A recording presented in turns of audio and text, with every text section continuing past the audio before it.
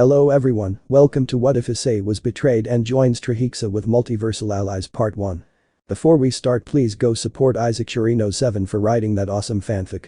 This is the translated version I made. There will be some wrong he or she calling here because it's translated, so let me clear this. Issei is a male in this story.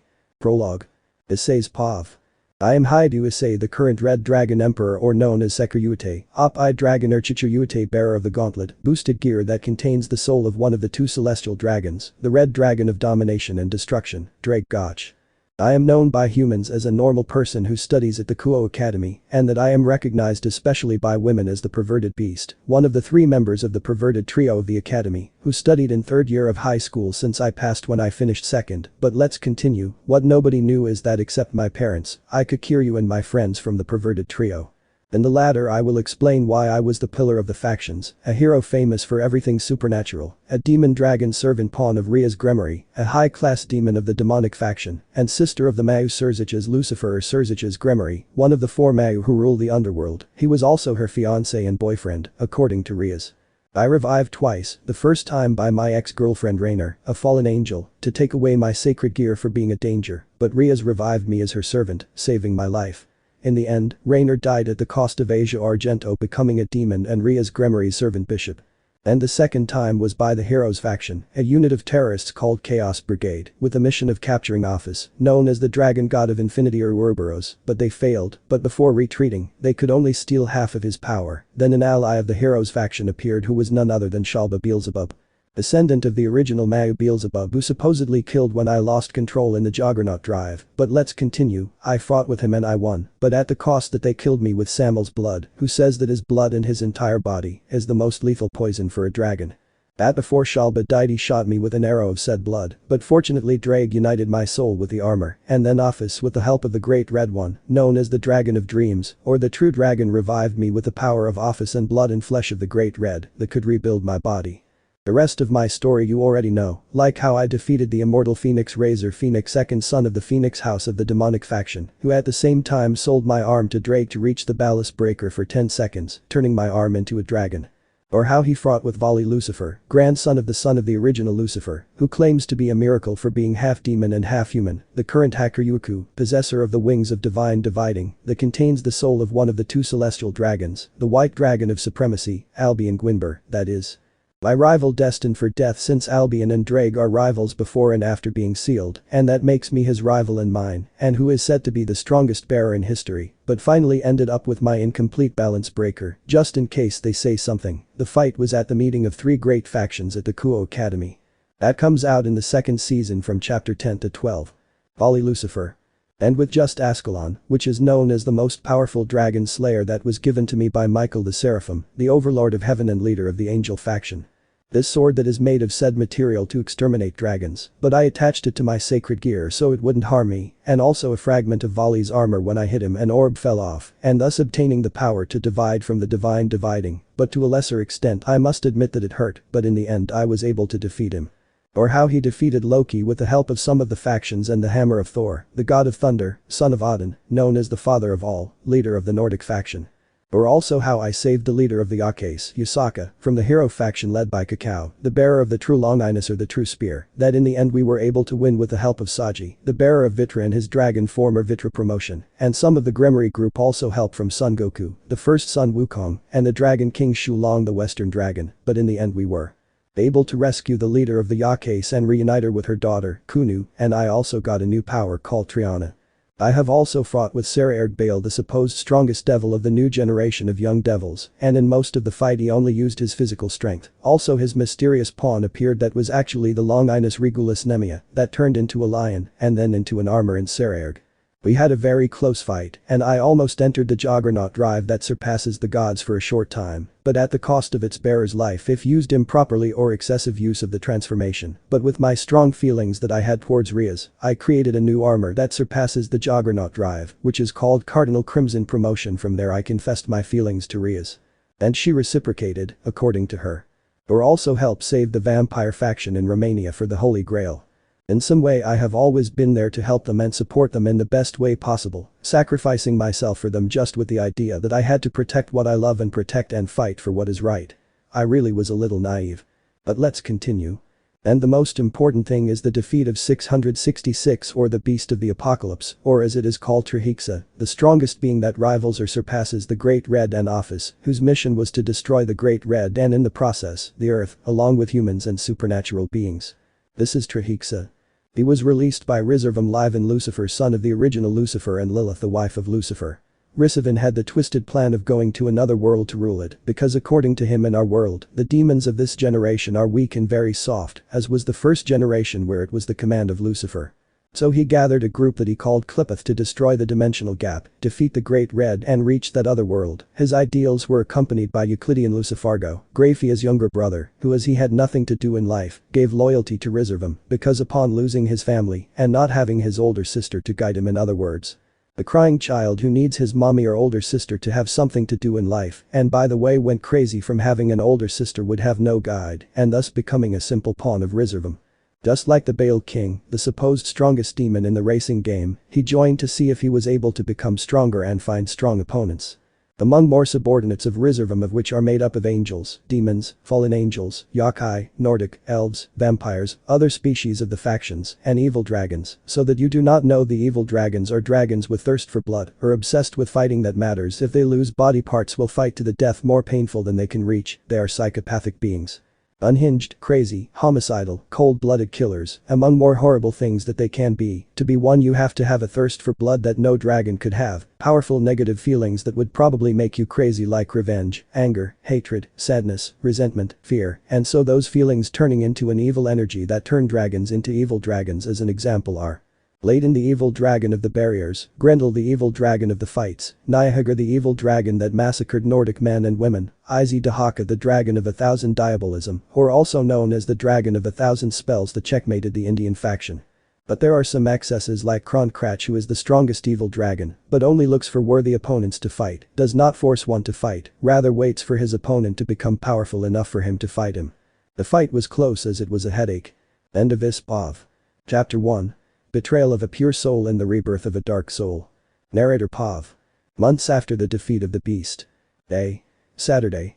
Place Haidu residence. After one of the many parties that our brown-haired boy attended, he was in his house, more specifically in his room, lying on his bed with his arm covering his face, wondering why the other girls in his harem were taking so long, but at the same time he felt worried why. Easy, the reason is that months ago, after the defeat of the Beast of the Apocalypse, they distanced themselves a little from him. They didn't even sleep with him in bed NT, they only sleep in the bed naked and Issei in his nightclothes, just like in the anime, and the novel. Don't be evil-minded please, nor when he wakes up he doesn't meet any of the girls for breakfast. Just a note saying that they went to the Academy University to arrive early, that made our favorite brown-haired boy feel alone, but he let it pass, trusting in them that they just need space. Also on some occasions that they didn't even look at him, he would only talk to him on some missions for the Gremory group, or sometimes to talk about what his days were like in said school activities. The same reason he felt so attracted to other women apart from those in his harem, but that question was answered by his faithful companion, brother, partner, soulmate literally, and the most trustworthy being that this being has ever met is Drag, the soul of the Red Emperor Dragon, the celestial dragon of domination and destruction. Who told his bearer that what he felt was love for those women, that is, they were Yusaka, the yokai leader, Kuroka, the Nekomata, Penemu, the strongest cadre of Grigori, and the hexiest fallen angel, Gabriel, the strongest seraph in heaven, and the most beautiful, Office, the dragon of infinity, the most beautiful Mauserafol Leviathan in the underworld, Ulmenhold. The vampire and the last Issei, the ex-Valkyrie. When Drake mentioned those girls, Issei felt happy, but at the same time scared that they do not reciprocate those feelings towards him. But as a friend and brother of war, Drake told him that he would love to see his sister, but as a friend and brother of war, he would love to see her Issei. Drake. Partner, no, Issei, look, I've been here for millennia or more or less. I don't even remember well how long I was here, but I've seen many lives of different living beings who have fallen in love. Some go well and others go badly, but don't worry, do you know why? Issei. No, said the brown-haired boy, not understanding what the dragon sealed in him said. Dreg. Issei, what I'm trying to tell you is that I will always be here for you as a brother, a friend, because you are my first, and maybe the only one who has thought of me as a living being and a friend. Not like most of my exporters who always used me as a weapon, except for Bolzado and Elsha, who were my best carriers. Like you have opened my eyes, that the fight with Albion is not to waste life just fighting to the death, it should also be used to live a happy life, which I could not do, Drake said, with the last comment with sadness. That is why I want any being or whatever. Whatever difficulty you have me to support you in whatever, so that you find happiness wherever you want, partner, said Drake with more pride, honesty, confidence, and above all happiness for his carrier. Issei, who has heard everything Drake said to encourage him, was left processing what he said and understood it, and that was not to worry too much if something goes wrong, to continue his path towards his happiness no matter what happens. If he has something to love and protect, he will continue forward. Issei. Thanks Drake, I understood, he said with a big smile on his face, just like the dragon inside him. Drake, I hope it is what I say and nothing happens to my partner. I hope he has something valuable until his death, a light so he does not fall into darkness, and I do not want to resort to that, thought the dragon with concern for the strange behavior of the girls in his bearer's harem and women who interested his bearer. But her thoughts were interrupted when she saw the brunette get up from his bed to head towards the door of his room. Drake, where are we going, buddy? Said the dragon with curiosity. Issei. Let's walk, it's boring to be in the house alone doing nothing. It's 2:30 p.m, it's early and lying down is no good for me. I don't know how you can sleep well almost all the time, said the brown-haired boy, but with the last thing in a mocking way. Drake. I am not a sleepy, pervert breast lover, said Drake angrily at his carrier's mocking comment. Issei. Calm down, you're calm and I'm nervous, I don't know why you're complaining, but anyway, let's get out before you fall asleep, Issei moaned with a touch of mockery, that at the same time the dragon inside him calmed down resignedly, reluctantly, but still a little angry. Issei left his room towards the stairs, going down it, seeing how the house was alone empty. For those who ask about Issei's parents, they went on a world cruise for 2 years, of course, paid for by the Gremory clan, because after the battle with the beast, their parents were on the verge of stress, and that's why Issei asked Rias to tell his brother if he could do something, and that's what happened. They went on a cruise. Issei missed his parents, but from time to time he called them to find out if they were okay and happy, and the parents did the same, but whenever they talked his parents would tell him, when will we have grandchildren? They already did. Or I hope you use protection, son, we know that we want many grandchildren, but first finish your studies, okay? That last one was said by his mother and Issei turned red and with very perverted thoughts with the girls, but he let it go afterwards. Those thoughts were interrupted when he realized he had arrived at the door. He didn't realize that he had been lost in his thoughts from the stairs until he reached the door, but he didn't care. He opened the door of the house to leave. When he left, he locked the door knowing that he would not be home and went to walk through the streets of Cuando, which are bathed in the rays of the sun at sunset. That seemed like a good view in the opinion of the brown-haired boy. It is worth noting that passers-by, that is, girls and women, were staring at the brown-haired man because of his change in appearance, which, according to them, gave him an Adonis touch. He saw a coffee shop, so he went to see what to do there. I step inside the cafeteria to have a chocolate drink with cream that I ordered from a waitress who was a girl with snow-white hair long to her waist, deep purple eyes, a well-formed body, good D-cup breasts in Issei's opinion. She was wearing casual clothes, she only wore that with a black apron that fit her well. So Issei took a seat at a table near the window that was free, he sat down, and the waitress approached him to ask for his order. Waitress. Good afternoon, welcome to Cafe Mocha, would you like something you like? The waitress said in a polite and friendly tone with a touch of sweetness in her voice that would captivate any man. Issei blushes when he sees her but hides it. Good afternoon MNN, I want a chocolate drink with cream, please, said Issei politely and kindly, making the girl blush at the boy's voice and a little at his appearance. Waitress. Okay, I'll bring you your order, said the waitress, writing it down. Anything else, sir? Issei. Call me Issei or Ice, I don't like being called sir or sama, it makes me feel like a decrepit old man, said Issei with a chuckle accompanied by a big smile that made the waitress blush a lot. Waitress. Okay, please wait 5 minutes to place your order, said the waitress as she turned around but was stopped by a voice. Issei. It's rude for someone to tell you their name and the other person doesn't, right? Issei said with a touch of mockery. At this the waitress blushes profusely but turns around and stands firm, inhales air and then breathes immediately. May. My name is Tsukayomi May, a pleasure, the waitress now known as May introduced herself. Issei. Nice to meet you, May-chan, I'm Haidu. Issei said the same way but with a big smile that made May blush again. May. Well, I'm going to prepare your order, please wait, said May before turning around to go to the kitchen to prepare Issei's drink. Issei. She's very pretty and by the way she looks my age, it's amazing that she works and very well, he said a little blushing. Greg. I think the angel Cupid just shot my friend and the white-haired girl, another one for the harem, jahahaha, said Drake laughing. Issei. Shut up, underdeveloped lizard, but I admit that she is beautiful, Issei said in his thoughts with a noticeable blush. 5 minutes later. When May finished making the drink she went to take it to Issei's table. When she went to take it, she was surprised when she saw him. The light invaded him along with everything around him. He was like the man she always dreamed of, with that smile on his face that made her blush a lot, blowing smoke out of her head. May. Sir, I mean ice, I already have your order, please enjoy it, said May nervously with a big blush as she handed her drink to Issei. Issei was impressed by how delicious and tasty it looked and smelled delicious. He stared at it with a dazed look and his mouth open with drool coming out of his mouth. May. Earth calling for ice, hello, said May, trying to get his attention, and at the end she raised her voice a little. At that moment, Issei looked up and found the two of them looking at each other. They could feel each other's breathing and they both blushed and walked away at the same time. May. I am so sorry I got too close, I'm really sorry, said May, embarrassed and ashamed, also bowing an apology. The brown-haired boy was also embarrassed and ashamed, but he didn't like that May apologized to him, and even less a bow. Issei. May-chan, it wasn't your fault, it was mine. I approached you without your permission, but I really couldn't resist a wonderfully beautiful and gorgeous girl, haha, said Issei, embarrassed and ashamed, and apologizes, bowing an apology that May, seeing him like that, is surprised and blushes for calling her beautiful. May. Ice, please don't bow, it makes me feel bad, said May, making Issei leave his bowing posture and put on a smile that made May blush. Well, and thank you for the compliment. Now Issei turned red because he didn't realize what he said. Issei. Sorry, but it's actually true that you are beautiful, haha, said Issei, laughing nervously with a smile, making May at her. Well, I think I should try my drink. At that, Issei ate the drink and took a sip. When she saw his expression, she was curious how he liked it, so Issei answered her. Issei. It's delicious, delicate, thick and creamy, just the way I like it, Issei expressed it with a smile, which made me happy somehow. You will spend 30 minutes. The brown-haired man left the cafeteria with a smile because the chocolate drink with cream was good and paid the bill for said drink with an extra bonus, which was 5 times more than the tip for the waitress May, who wanted not to accept it, but with the smile that the brown-haired man gave her, she accepted it with a noticeable blush on her cheeks that only made the brown-haired man laugh.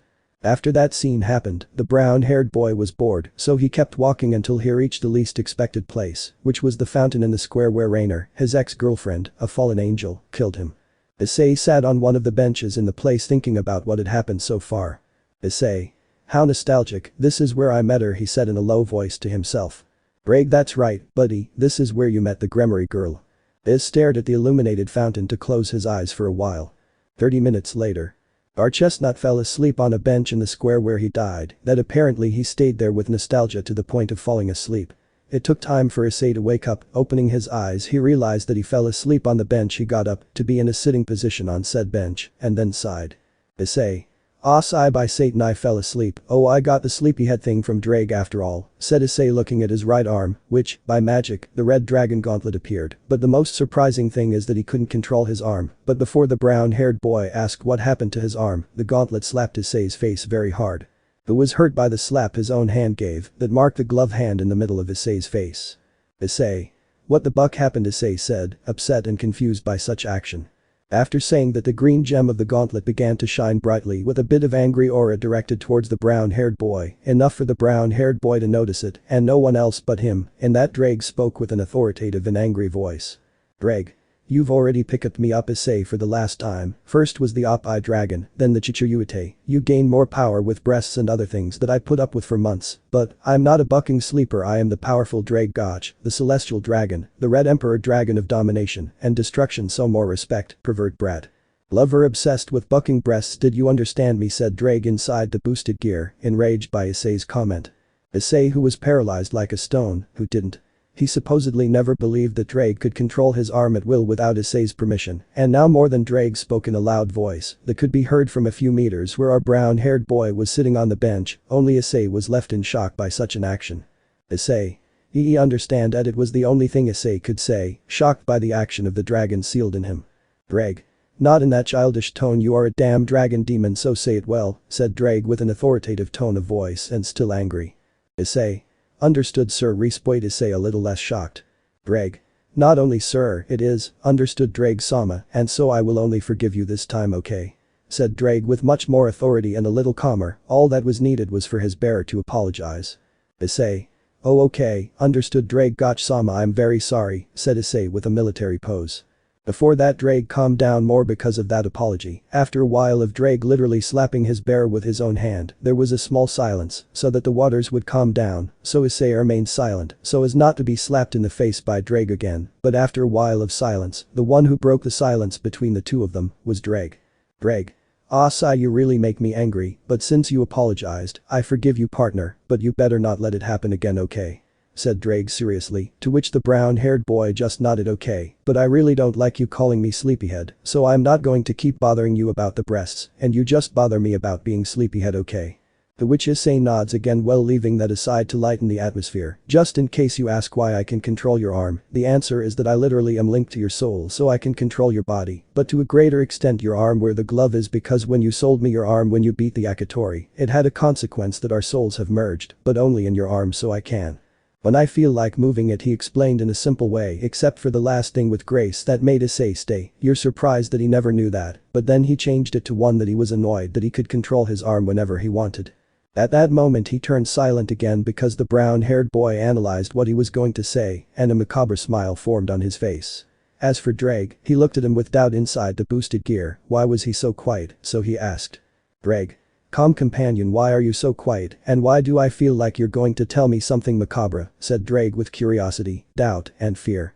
The same macabre smile. Oh Drake-chan, tell me. Hey, you said that you could take control of my body, and much more my arm without my consent, right? Drake-chan, said Issei with a touch of evil in his tone of voice, and still maintaining his smile. Drake. Why yes, why are you acting like that, partner? I feel like something is coming that will scare me a lot, said the dragon with fear of what the brown-haired boy was going to say while thinking about the last thing. Issei. Ooh, it's just that if you control my body without my permission, Drago Hihoho laughs. I will call Tamiat, the dragon queen of karma and chaos, and ask Azazel sensei to temporarily transport her consciousness to my boosted gear to pay you a little visit, so if you try that again I will do what I just said. Did you understand, Drake-chan? Said Is to the prayer where he threatened him with a voice from beyond the grave. Not to say it like that, the same dragon that could defeat the biblical god was scared just by mentioning that he could put Tamiat, the dragon queen, who could face Drake and beat him to a pulp if she wanted to in boosted gear. Just thinking about it terrified him. The only thing he could do was. Drake.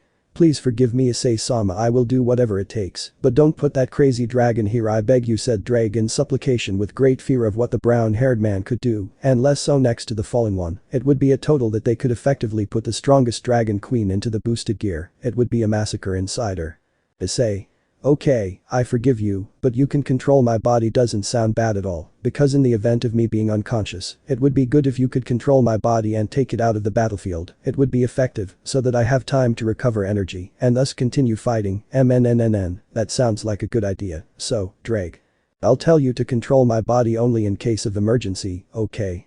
If not, you know what will happen, said the brown-haired man in a voice that told the truth, and he will fulfill it, so Drake had to accept that condition. Drake.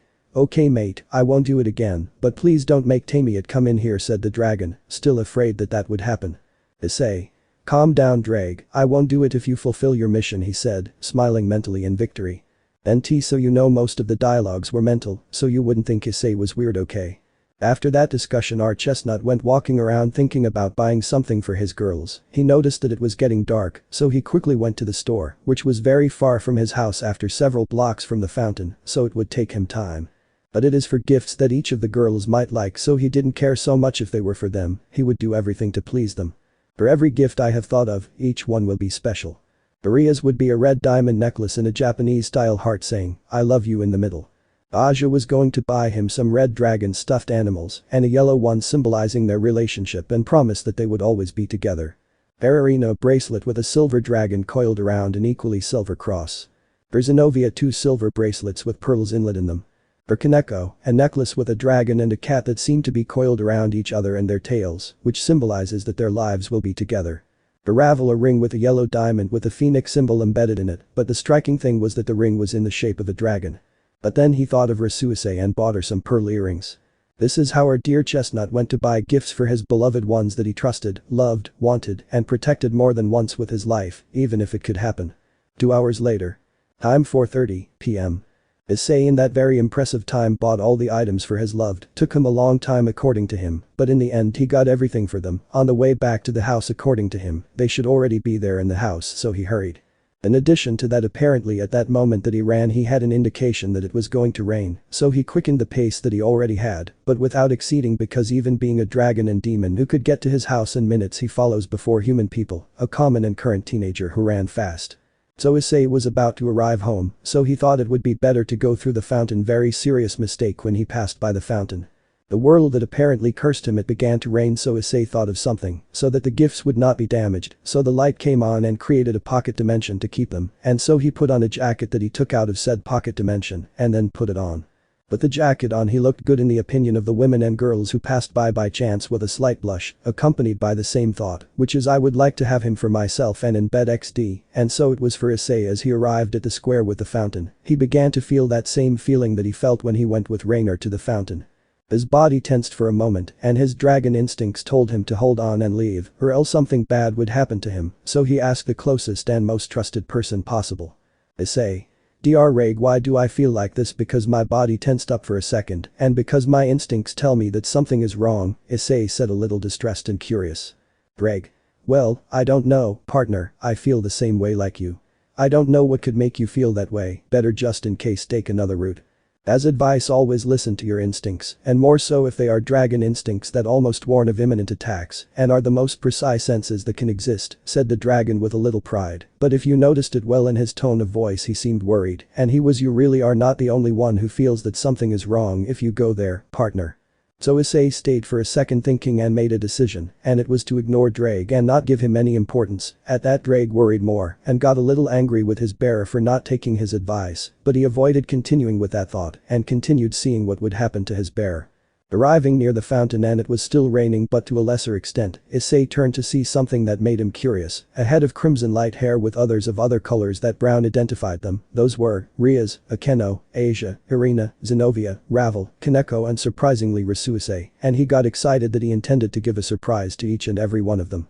They were wearing a casual and very beautiful outfit, something that surprised Issei, but he let it go. But his dear tenant was worried, but he didn't say anything, hoping it wasn't what he supposed it was, so he stared at what his wearer was doing. Issei followed them to a very elegant restaurant. He saw the receptionist who attended to them and pointed out where their table was. After Issei sneaked behind a sculpture of a soldier outside the restaurant, he looked at where the girls were. He looked at them sit down and saw that they sat at a table with 8 boys. He thought they were friends, that it was just a meeting of friends, so he just kept watching, but inside he was telling him something else. But then he saw something that shattered his now broken heart. She watched as the girl sat down next to each of the boys and then moved closer to their faces too. A kiss, but not a simple one with love, passion, and a lot of lust. After a while of the kiss that left a trail of saliva, they began to eat and talk trivialities, but something that left a big scar in his soul were the words of the supposed girls that he saved them many times and literally gave his life once for them to be safe and would do anything for them, was that they said this. Rias. Lucas, I love you so much, I don't know what I would do without you, said Rias, very happy as she approached the aforementioned face to kiss him. Lucas. Rias, you are beautiful as always, I hope to be with you always, said Lucas, who was a boy of the same age as Ryle, the same height as Issei, almost the same hair as Rias, but a little orange in some and white at the tips with eyes of a different color. He was dressed in a very casual outfit for the occasion. Akeno. Yufifif Toru-kun, why don't we do the same? I love you just like Rias, said Akeno with her usual lustful smile as she kissed her boyfriend, who is now identified as Toru. Toru. Akeno-san, always as daring as ever, said Toru, a purple-haired man with white tips, eyes of the same color. He wore a somewhat rocker-type outfit with gloves on his hands, but the tips of his fingers free. Asia Muosai-san, please don't look at me like that, said Asia with embarrassment that her boyfriend saw her so much that the aforementioned now identified as Sai grabbed her chin and gave her a kiss, but shyly, that apparently Sai was also shy. Sai. I'm sorry Asia-san, you're just very beautiful, Sai said with a slight blush. He was a blue-haired boy with eyes of the same color, a little taller than Asia just by centimeters. He was wearing a black sweater. Irina. Ooh, how beautiful you dressed, Miamis-kun, said Irina with a blush, congratulating the now identified as Mamas, who was a white-haired boy with black tips and light gray eyes who dressed elegantly. Miamis. Thank you very much Irina-chan, it's all thanks to the gentleman, said Miamis happily, who only gave Irina a kiss on the cheek, making her blush. Zenobia. Ooh, Irina is ahead as always, come on Tatsumi, let's not be late, said Zenobia with enthusiasm that pulled the neck of the now mentioned Tatsumi to plant a kiss on his lips. Tatsumi. Come on Zenobia, I know you're enthusiastic, but be a little slow, please. Tatsumi said with a drop of sweat on the back of his neck. He was a brown-haired man with blue eyes wearing white clothing. Ravel. Behave like my dear Sayama-sama, said Ravel, reprimanding Zenobia and her boyfriend and then grabbing the hand of her boyfriend, now identified as Sayama. Sayama. Calm down my love, it's not that bad, said Sayama and then kissed Ravel's hand, which blushed. He was a blonde boy the size of Issei with blue eyes, wearing good formal blue clothing.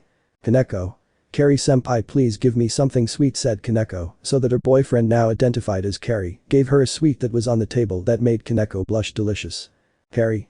I'm glad you like Kaneko-chan, I hope you have a good time, Carrie said, and then Kaneko sat on his lap and he caressed her head. He was a black-haired boy with eyes between gray and blue, and he was wearing a somewhat provocative outfit. Issei. You should behave please, we are in public and more in this place, said Rose Issei in a scolding way, but someone takes her left hand. What's wrong, Morris? Morris. Come on, they are young, they should enjoy their youth, so let it go this time, okay, love. Said the one now identified as Morris, who was a light black-haired man, almost gray, with brown eyes, wearing a black tuxedo. Riaz. Okay guys, girls, let's have fun, okay. Riaz said with a happy face. To that question, everyone without exception gave a big yes as an answer, but what no one noticed was that behind them, outside the window near a sculpture of a soldier, was our favorite chestnut tree with a dull, lost look, crying. Issei. Pages WHYD, didn't why you tell me that you loved me? It was just a vile lie. Said Issei, crying with a lost look without shine and kneeling in front of the restaurant, that is, outside with the rain that fell on him, wetting him, that apparently the rain covered his smell, something that Kaneko could not detect and drag, so that his bearer would not find more damage. It is aura that made him look like a simple human. At that moment Drake mentally spoke to his bearer, who was still kneeling, crying. Drake. Comrade, no, Issei friend, come on, they don't even deserve to see you, it's time for us to leave, and you're getting wet, said the Welsh dragon angrily, but with great concern for the feelings of his bearer. So Issei, without saying anything, got up, still with a lost look. He walked through the streets of the city to get to his house, but those feelings that he said to himself still remained. I was just a weapon that they used at will, that they didn't love him, or I should have died in that fountain when Rainer killed me, and besides, she was right. I'm just a useless pervert who doesn't know how to do anything right, and that no one would love me. Those were the chestnut's thoughts. 30 minutes later. Time. 7:57. Hi to residence. Our chestnut is in his house with a face of few friends, a lost look as if he had no soul, with red eyes with dark circles underneath. He sat on the sofa in the main room with the lights off, there was nothing on. Issei, who was sitting with his eyes down and his red eyes still crying. Apparently the girls have not yet arrived home, fortunately for the brown-haired boy, who could only regret everything he did for them. Afterwards he began to think about what he had done to make them disagree with him. Greg. Partner, you have not done anything wrong, you are someone who would never hurt an innocent being, said the dragon to encourage his bearer, who succeeded a little, but you know or not, you still have women who love you. At that, Issei saw a light that illuminated him for a second. He tried to think of who, while Drake watched his bear worried and desperately trying to remember who those women were who fell in love with his bear, but it was taking too long, so he wanted to help his innocent bear. Drake. Issei, seriously, my carrier had to be an idiot of the breasts, said Drake, making Issei lower his head in disappointment, but what other choice I'm going to tell you who still loves you or possible would be. The strongest seraph, the male Leviathan, the Yokai leader, the older sister of your friend Nekomata, the vampiro Melhide. And Office informed Drake, making Issei happy that there are those who loved him and that their eyes shine again, which made Drake happy, but he would worry that most have forgotten about their carrier, that only at least one of them is still in love with him. Issei. Okay Drag, let's go, said Issei, but before he could get up from the sofa in the living room, he fell to his knees to vomit a large amount of blood that only continued to vomit blood from his mouth for more than 2 minutes. Drake, what's wrong with me? Why did I vomit blood? Drake. Well, I didn't expect the effect of the dragon fall to reach you so quickly. I would believe that it would at least affect you in days, but due to the number of girls he has, it was to be expected, said Drake, with a little sadness and even more anger with the hitches, the Gremories. Issei. What do you mean the fall of the dragon, and what does that have to do with my situation?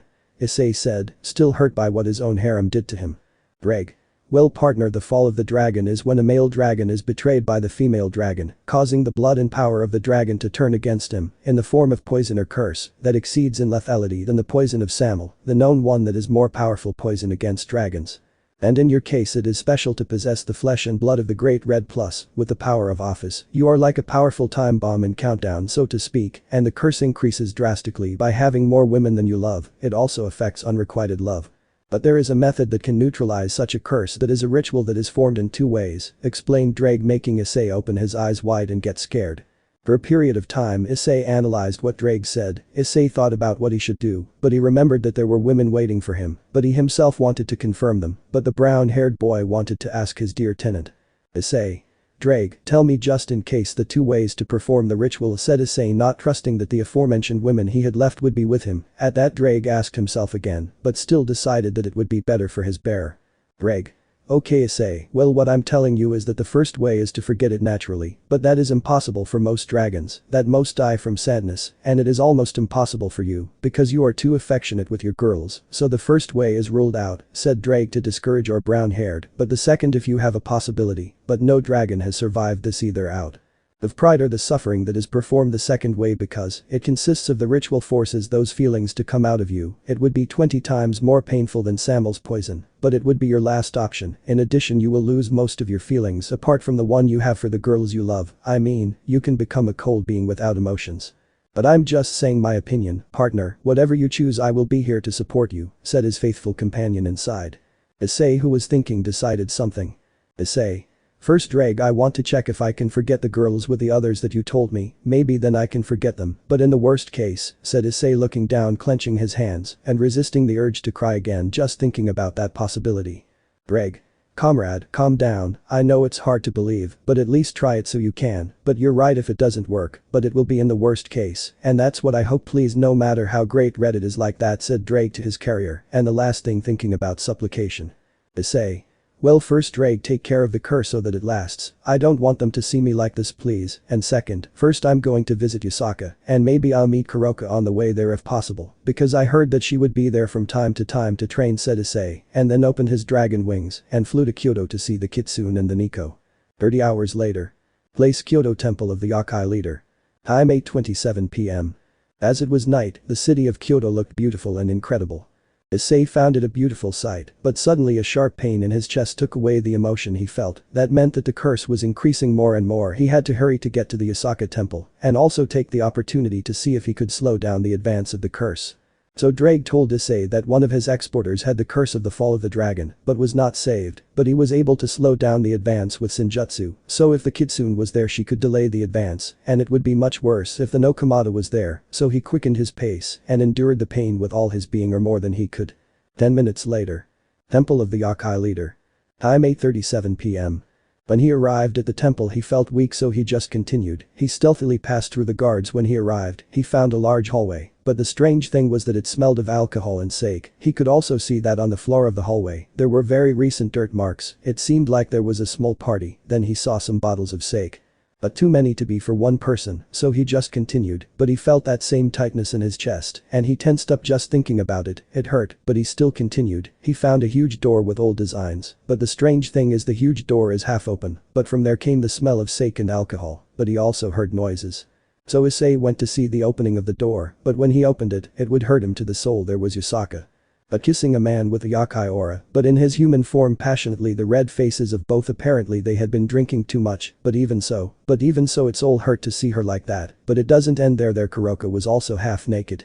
Lustfully kissing another man on the floor. Issei just stared at him until the yokai leader and the Nekomata detect the stench and shake their heads like drunks, but when they see the person they go blank. For a moment they thought it was the alcohol. But when they noticed the dragon aura of the Welsh dragon, they realized their mistake. They saw those eyes devoid of a soul or a trace of life. They could only carefully get up to explain to him, but when they did they stumble. When they look again, he was no longer there.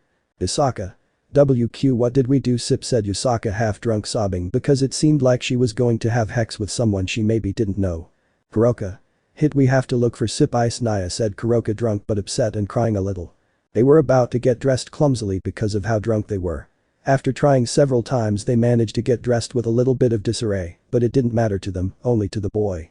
But when leaving the room, the man who was with Yusaka grabbed Yusaka's kimono sleeve as well as Kuroka's.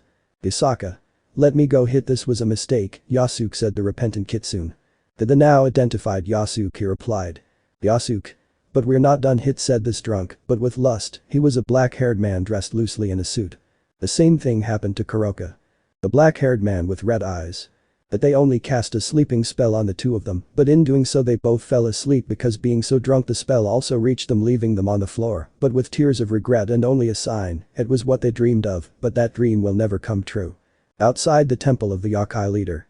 Time 9 p.m. Issei felt his body break, but he trusted that the others would not be like that, but inside him a darkness invaded his heart little by little, which worried Drake. After that disastrous encounter he left the temple, but something stopped him, and it was a little kitsune who was nothing more and nothing less than a kunu. Kunu? I don't know, it's you, oh yawn, said the little kitsune a little tired. Issei. Yes, Kunu, it's me, Issei coughing lightly with a few drops of blood, said Issei coughing a little with a little bit of blood, but without the little girl noticing. Drake, delay it a little, I don't want to worry her, please. Drake. Okay, I'll take care of it, said the Welsh dragon to delay the curse. Issei. Well, Kunu-chan, what are you doing here at this hour? You shouldn't be asleep. Issei said in a hurry to see his other possible saviors. Kunu. I felt your aura when I was going to get a glass of water, but what are you doing here? Maybe you wanted to visit me or my mother. Kunu said excitedly. At that question, Issei tensed up remembering what he saw and couldn't stop himself from vomiting a little blood, to which Kunu got scared and planned to look for someone or her mother to help Issei, but at the moment Issei was leaving, her man grabbed him to stop her. To which Kunu asks. Kunu? Why don't you let me, Ice Dono is hurt, let me find help or my mother, said Kunu worried about Issei, to which Issei shakes his head. Issei. No please, I just need to rest and I'll be better, said Issei with a forced smile to calm her down, but it didn't work. Kunu. Ice Dono, you're not fooling me. What happened? Because I detect an evil energy in you and I also know when someone lies to me. It could be that they don't trust me or the other yokai or even my mother. Kunu said, shedding tears, but is hugged by Issei, to which Issei whispers to her. Issei. First. If I have a curse, second. Trust yourself, trust others, and third.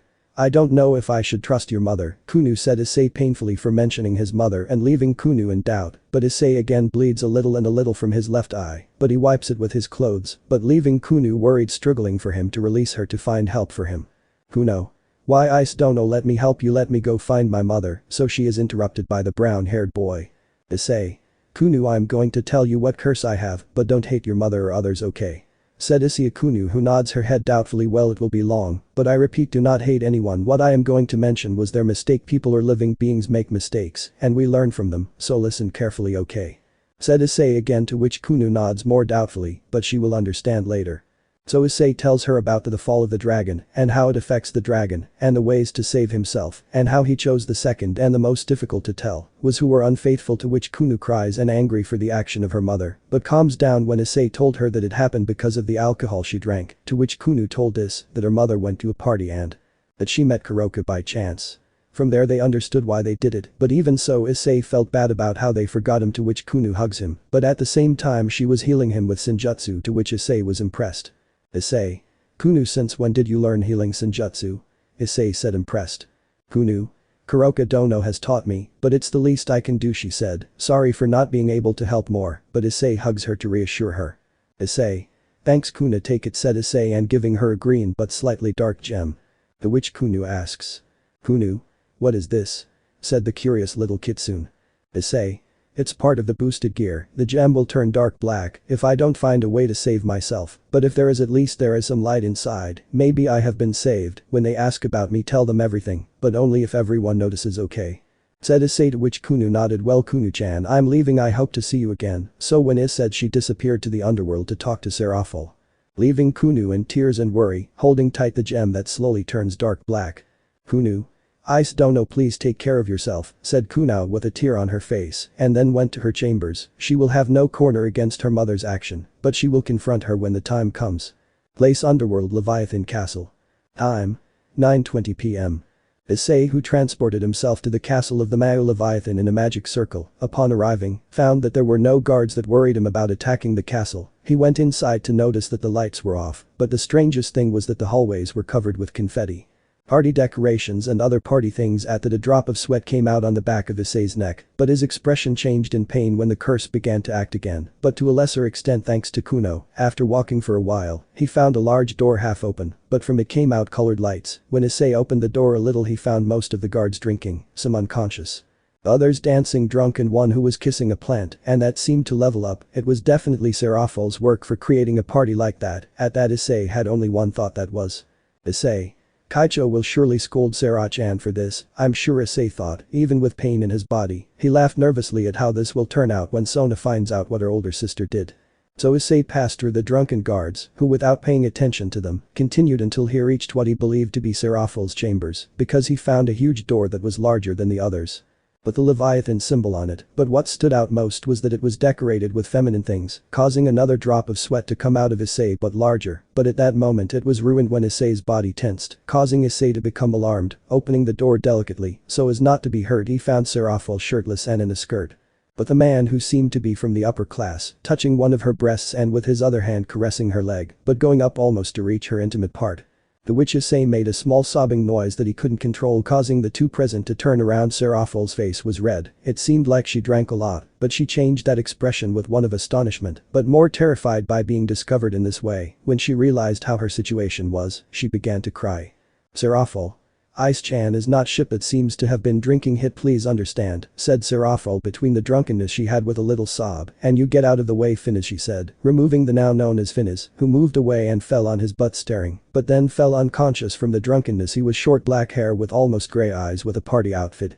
At that the Mao covered herself with her shirt that was next to her, but when she looked where the brown-haired boy was, he was not there. She got up staggering until she reached the huge door to go out to look for him, drunk but clear, now that she realized her mistake of drinking too much and almost letting herself be taken by anyone just to have fun because of the defeat of the beast.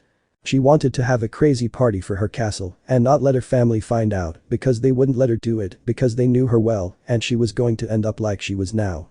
But that in her mind she was left to only look for her brown-haired boy to explain to him, but what she didn't know is that Issei left the castle a long time ago with a slightly darker look and lifeless. Only the cadre, the vampire, seraphim and the dragon goddess remained. Issei, who stood there flying looking at the Leviathan castle while tears ran down the left side of his cheek, but the alarming thing was that it was blood, that's right.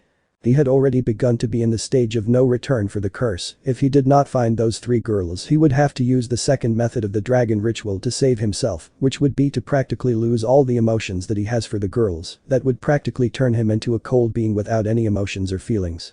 Only he had faith in the latter, so he hurried to heaven to see the strongest seraph Gabriel. Place heaven. Time 9:40 p.m. Issei, who arrived to heaven through a magic circle and a pass that he had saved to enter heaven without permission from Michael, the strongest seraph and leader of heaven, so that he could visit him often if he wanted. I take the opportunity to go to the heaven room where meetings, negotiations, or normal talks are held, which was in 7th heaven, so I take the elevator and press the button for said floor. It took me a while to get there. 10 minutes later. Time 9:50. Issei, when he arrived, got out of the elevator to go directly to the room. He was weak and walked with a little difficulty, but he was able to get there. When he was going to open the door he heard voices talking. They were Gabriel's and a male voice that he couldn't recognize. Gabriel. Muo, don't do that, Michael-san, that could make me fall, she said a little innocently in front of the angel in front of her, now known as Michael. Michael. Come on Gabriel, it's just games, he said smiling and then kissing Gabriel's hand, who put on a happy smile and a slight blush. Michael was a light brown-haired boy with very blue-brown eyes with grey. But Gabriel's face changed from happiness to sadness. Why?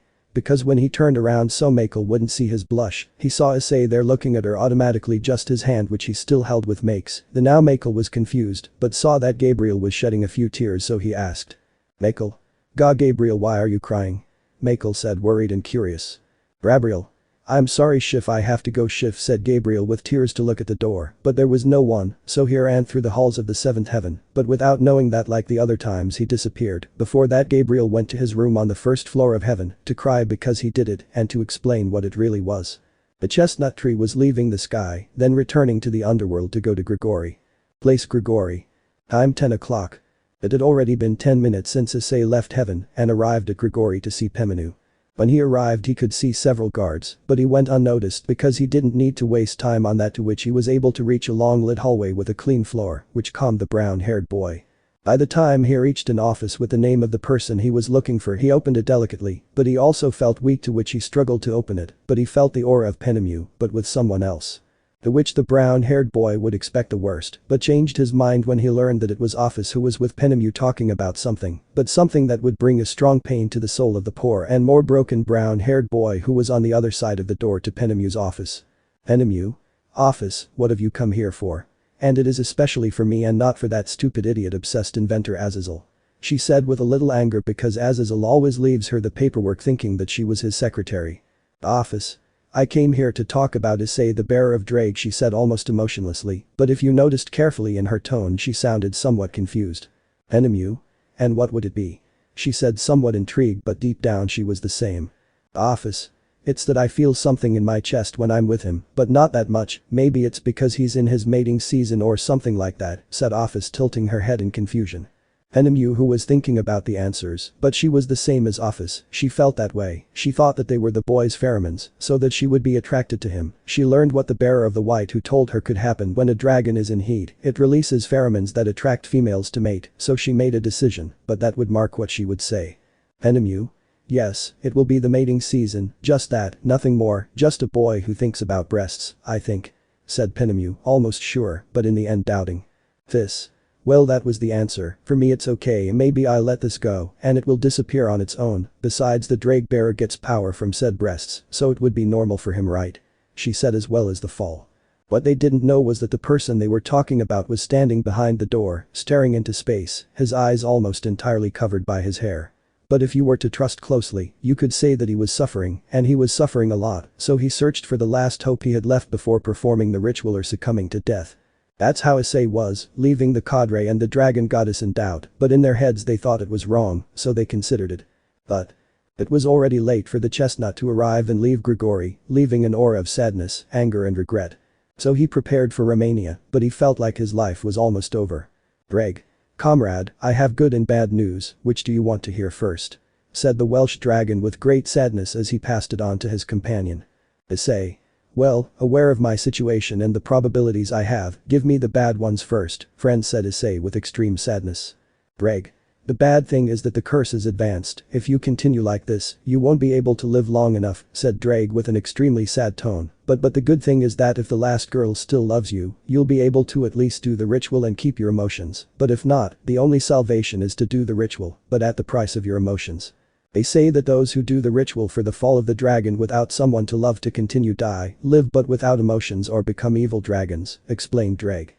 Faced with that revelation, Issei began to think. He decided that he wanted to live, but at the cost of not being able to have emotions and probably becoming an evil dragon, but he had already decided. With that in mind, Issei set off for Romania to see Ilmelhade, the vampire of the vampire faction. Location: Romania, outside the Ilmelhade mansion. Time: 10:30 p.m. The brown-haired boy arrived at the vampire's house, or rather mansion, to see if what he felt was true. But then he felt such a strong oppression in his chest that he vomited blood by the gallon, and blood was also coming out of his ears, eyes and nose, and then Drake informed him of what had happened. Drake. Comrade, I can't do it anymore, you only have 10 minutes left to see the vampire, said Drake with condolences for his friend, after that the curse acts faster than it can, so get ready just in case to do the ritual at least. Issei. Okay, if it's not what I think I'll have to take the worst, Issei said barely, but with a little determination. So Issei went into the territory as quickly as possible. When he arrived he found himself in front of the door and then knocked. After a moment a servant opened it, but when he did, he recognized him immediately and tried to get him into the mansion to treat his wounds, but Issei refused and only asked for Ilmelhade as soon as possible, so the servant went to look for his mother. After a minute Ilmelhade came out, but with a boy. Ilmelhade. Issei-sama, what are you doing here at this hour, and why are you like this? Ilmelhade said, distressed by the way Issei was. Issei. Nothing, I was just training and I stopped by to visit. Tell me who the person is who is accompanying him. Issei said, lying, and then asked about the boy. At that the vampire tensed up and had to tell him. Ilmelhade. He is my fiancé from a noble vampire family, and I agree with this. Why? Said the vampire seriously, but inside it hurt her because secretly she loved the brown-haired boy a little, but his race came first. What a serious mistake. Izumo. Hello, my name is Izumo Girages from the Girages vampire family. It's a pleasure, Sekiryute Haidu Issei-sama. Said the one now known as Izumo with education, who was pink-haired with sharp eyes and formal attire. At that revelation Issei no longer had life in his soul, only a broken shell with nothing. The two present asked him if he was okay, and Issei answered yes, but his was broken and made the vampire worry, but he couldn't say more because the brown-haired boy said he had to go. Before the vampire asked a question Issei activated the balance breaker and flew away as fast as possible, leaving the vampire a little hurt without knowing why. Place: forest of Romania, far from the territory. Issei, who was flying in the balance breaker spewing blood everywhere because the time he could maintain the minimum pain was over, he only had to wait several hours for his death. He went to a forest far away from the vampire civilization. Greg. I'm sorry, buddy, for everything you went through, but you have to do the ritual. You only have 3 more hours that I was able to get to do it. By some miracle I can take enough to perform it successfully, but with the great consequences that you know well, right?" said Drake with sadness, anger, helplessness and most of all concern that the possibility of death from the ritual is 17%. Issei. "Yes, Drake, I am aware, but I would not have liked things to be left like this," Puig said, Issei melancholically laughing, but vomiting blood which makes him fall to the ground and deactivate the armor. "Drake, tell me, how do I do the ritual?" Drake. "First make a magic circle and put 5 increases so that the circle absorbs it, then stand on top of said circle and then endure like 2 or 3 hours of pure pain, which consists of eliminating the impure from your body and soul, that is, the poison or feelings for the girls you love, but it will be worth it.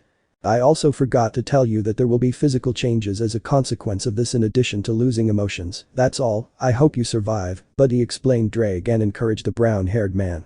Issei. "I will, and I hope they take the consequences of their actions well, and I would be glad if they were happy without me," he said, Issei a little sad, but at the same time happy because he did not want bad for them, just that they understood that their actions will have consequences for good as well as for bad. It was so that they understand that you always have to think before acting well. Let's begin. After saying that, Issei, as it were, suffered a vile hell, but dying from Samuel's blood and worse than staying in the hospital due to excessive use of dragon devils, he cried, moaned in pain, but after the first hour he stopped complaining about the pain. After the second hour of the ritual came out balls of different colors. 1 crimson red by Rias. 2 black with light violet by Akeno. 3 light yellow for Asia. 4 blue with green for Zenobia. 5 orange by Arena. 6 white by Kaneko. 7 opaque yellow with red by Ravel. 8 plated for Rose Issei. 9 gilded by Yasaka. 10 black by Kuroka. 11 gilded with silver by Gabriel. 12 light purple by Penemu. 13 deep purple with deep black by Office. 14 red with white by Elmelhade. After that sphere they combined into a single multicolored sphere, and after 3 hours they showed a new Issei that will make the ex-girls in love with the next ex-brown regret their actions. Issei, who was after 3 hours of pain, the first 2 hurt but the same blood of Samuel, and by the way he could feel it in every fiber of his soul, but then when he got to the third it stopped hurting too much, but it still hurt like 1,000 demons, when the pillar of light filled with red smoke that was apparently the evaporation of Issei's blood. When the light finally disappeared and the smoke curtain of the earth and the evaporation of the blood dispersed, we can see Issei standing there with literally mortal wounds, some protruding bones, the skin burned, and apparently if it had been torn, but with some still hanging from the skin, his face completely full of blood, his mouth, ears, nose, eyes. Even the head were still vomiting tiny amounts of blood. Issei, who stood still throughout the entire process, collapsed to the cold Romanian ground in the forest alone. But what stands out was his new appearance. Time 7:40 a.m. The brown-haired boy in pain after doing the ritual got up from the ground that was covered in his own blood. He had a hard time getting up because of the pain all over his body. The good thing is that Drake put up an anti-sound barrier that made Issei's screams of pain not be heard. Issei, who only half got up to be able to sit leaning his back on a stone that was nearby, looks with an empty look without emotions, which made the brown-haired boy realize that the ritual was done successfully. He also realized that next to him were Ria's evil pieces, which intrigued Issei, but he didn't really show it to what Drake explains to him. Drake. What is that? By performing the ritual the impurisa is removed from your body, in addition to the poison that was killing you, that is, by performing it as such the emotions you had were gone, and along with the pawn pieces of the pampered Gremory that had a bond with them were taken that had to be left, so the ritual has done you a favor by taking them out. Apparently you also became in the process a complete dragon, but not just any one but an evil dragon, as you were previously containing the negative emotions or feelings that you had. When seeing what happened previously they formed inside you, and by doing the ritual it made said accumulation turn you into an evil dragon. I'm sorry Issei, I never thought we would get to this, but at least you're alive. Right? Said Drake, a little sad what his bearer has been through so far, but happy that he is safe, but at the cost of transforming him into an evil dragon. Issei. Don't worry Drake, besides I don't feel anything at all. I also don't feel like fighting or doing something manic, said Issei analyzing himself, but in an emotionless voice like something empty. Drake. Remember that each evil dragon has its own personality, but it is true that most are crazy homicidal psychopaths looking for a fight.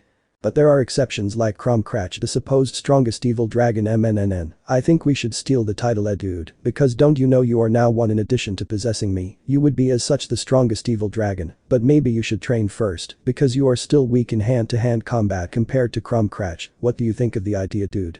Drake suggested to Issei, who was left thinking. Issei thought that if he was the strongest of all, maybe so many enemies would stop bothering him, so he decided that. Issei. Okay, it's a good idea, but I don't only want to be the strongest evil dragon, but a dragon god MNNN. If I'm going to be a dragon god, I'll have to train beyond my limits and also find a name for such a title, said Issei, determined but still emotionless, as he was left thinking what kind of training he would have to take, but he left it for another time. But I'll take it later. I need to clean myself up first and see what physical changes I had. Is there a river or lake around here? At that Issei went to get up, but how? A simple drag with some boots healed him a little and gave him some energy to walk at least. So Issei carefully got up, grabbed the pawn pieces to maybe return them to Rias later, but something intrigued him. A sphere that was a few meters in front of him with different colors inside, moving between each other as if it were alive, to which Issei asked. Issei, Drake, can you know what that object is? It seems strange to me, said Issei, walking up to the object and kneeling down and taking it with his left hand. There was no response before that. Issei. Drake, if you know what it is, tell me now, said Issei, showing a very serious face that tensed Drake himself, causing him to sigh. Drake. Ah, sigh, I thought you wouldn't notice, but since you ask me like this I'll tell you, that sphere contains all the emotions of your girls, so to speak, so as such all your emotions are basically stayed like that instead of disappearing. But tell me, will you break it or will you keep it, because apparently it's the only way you can have emotions, which surprised me, but these rituals are strange, so I almost had information why most die as I said before, or they become cold beings, and they don't want to say anything about what happened, so this could be a discovery, but seriously tell me, what will you do? Said Drake, somewhat intrigued. Issei. MNNN, just keep him with me for now, and maybe make the emotions of mine that are not theirs come back to me. Ah, sigh, I'll have to find a way for that, said Issei monotonously without emotions or expressions. Well, let's continue. Ah, Drake, remind me to talk to the girl's parents to cancel any relationship with them, okay? Drake. Okay, I have to remind you, said Drake to Issei. So Issei went for a walk through the Romanian forest, which was beautiful with a little sunlight that came in, something that Issei didn't care about. He walked for more than an hour, until he reached what seemed to be a river. Issei took off his bloody shirt and pants also full of blood, remaining in his underwear, swimming through the river to clean himself, which made Issei relax after a while in the water when he sees his new appearance. Issei. So this is the physical change you talked about, Drake. It suits me well, but I will look strange to others. I will have to use appearance magic to hide the new one, said Issei with a touch of tiredness. Issei's new change was new, now he looked like this. After Issei took a bath he went to pick up his clothes, but noticed that they were torn in several places, so he made a magic circle and changed his clothes so that they looked good on him. When he was going to prepare to make a magic circle, this circle changed color to green with black and red, disappearing to another place. When Issei got to the place he realized that he was in a dark place, but when he looked in front he still lost his emotions and felt a little scared. Why? Easy, in front of him was the being that he fought, that being's died and that they just sealed him months ago. That's right, it's the well-known beast of the apocalypse, Trihexa. The beast looked at the brown-haired boy analytically with red eyes that could scare anyone to death, except for the brown-haired boy who could only put himself in a combat stance with a serious expression, but without emotion in his eyes. Which left the beast with a doubtful face, but it would be resolved with a simple question. Issei. How am I here? And why am I here with you? Answer, Issei said seriously. Which left Trihexa thinking while still looking at him and then speaking. Trihexa. Nothing, I was curious to see what was happening to the beings that locked me up here again in the seal of the biblical god, so I could only see what they did to you and what you were ascending, responded Trihexa looking bored at the brown-haired boy, but answering your question of why you are here is easy. I brought you here to become the evil dragon, which you are now. Stronger and a dragon god guy, ho, Trihexa surprising Issei a little, but without showing it, already a drag with his little nose on the ground with astonishment on his face and disbelief. Issei. But why me? Also, why should I? Maybe it is a trap of yours to escape and destroy everything, Issei replied to Trihexa, who was amazed by such an assumption. Trihexa. What a good assumption, but you are wrong about something. Is that, well, tadpole, what happens is when I was young I wanted to destroy everything, but when the biblical god locked me here for the first time, I changed my way of thinking until that moment that the crazy demon that you call Reservam controlled me with a powerful spell, something that surprised me. Then I realized it was too late, but when you and my old rival Great Red gave me the coup de grace I gave back control. For that I thank you, continued.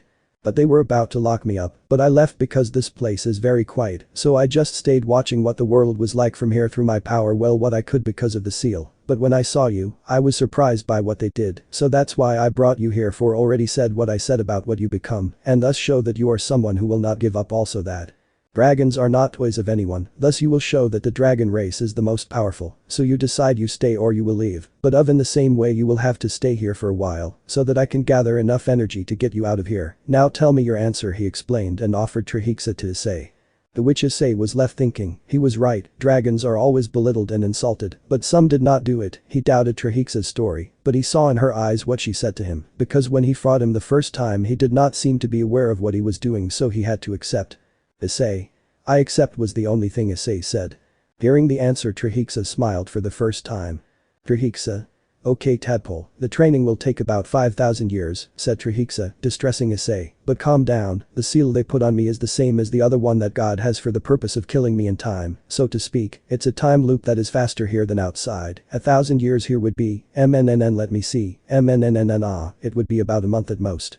So you would spend 5,000 years here and outside, it will be like 5 months more or less, but you still accept, but you know that my training would be torture, that you would probably die in pain and suffering, that you would feel like your soul is breaking, that your insides are ground to nothing, and that also counts for you, Drake.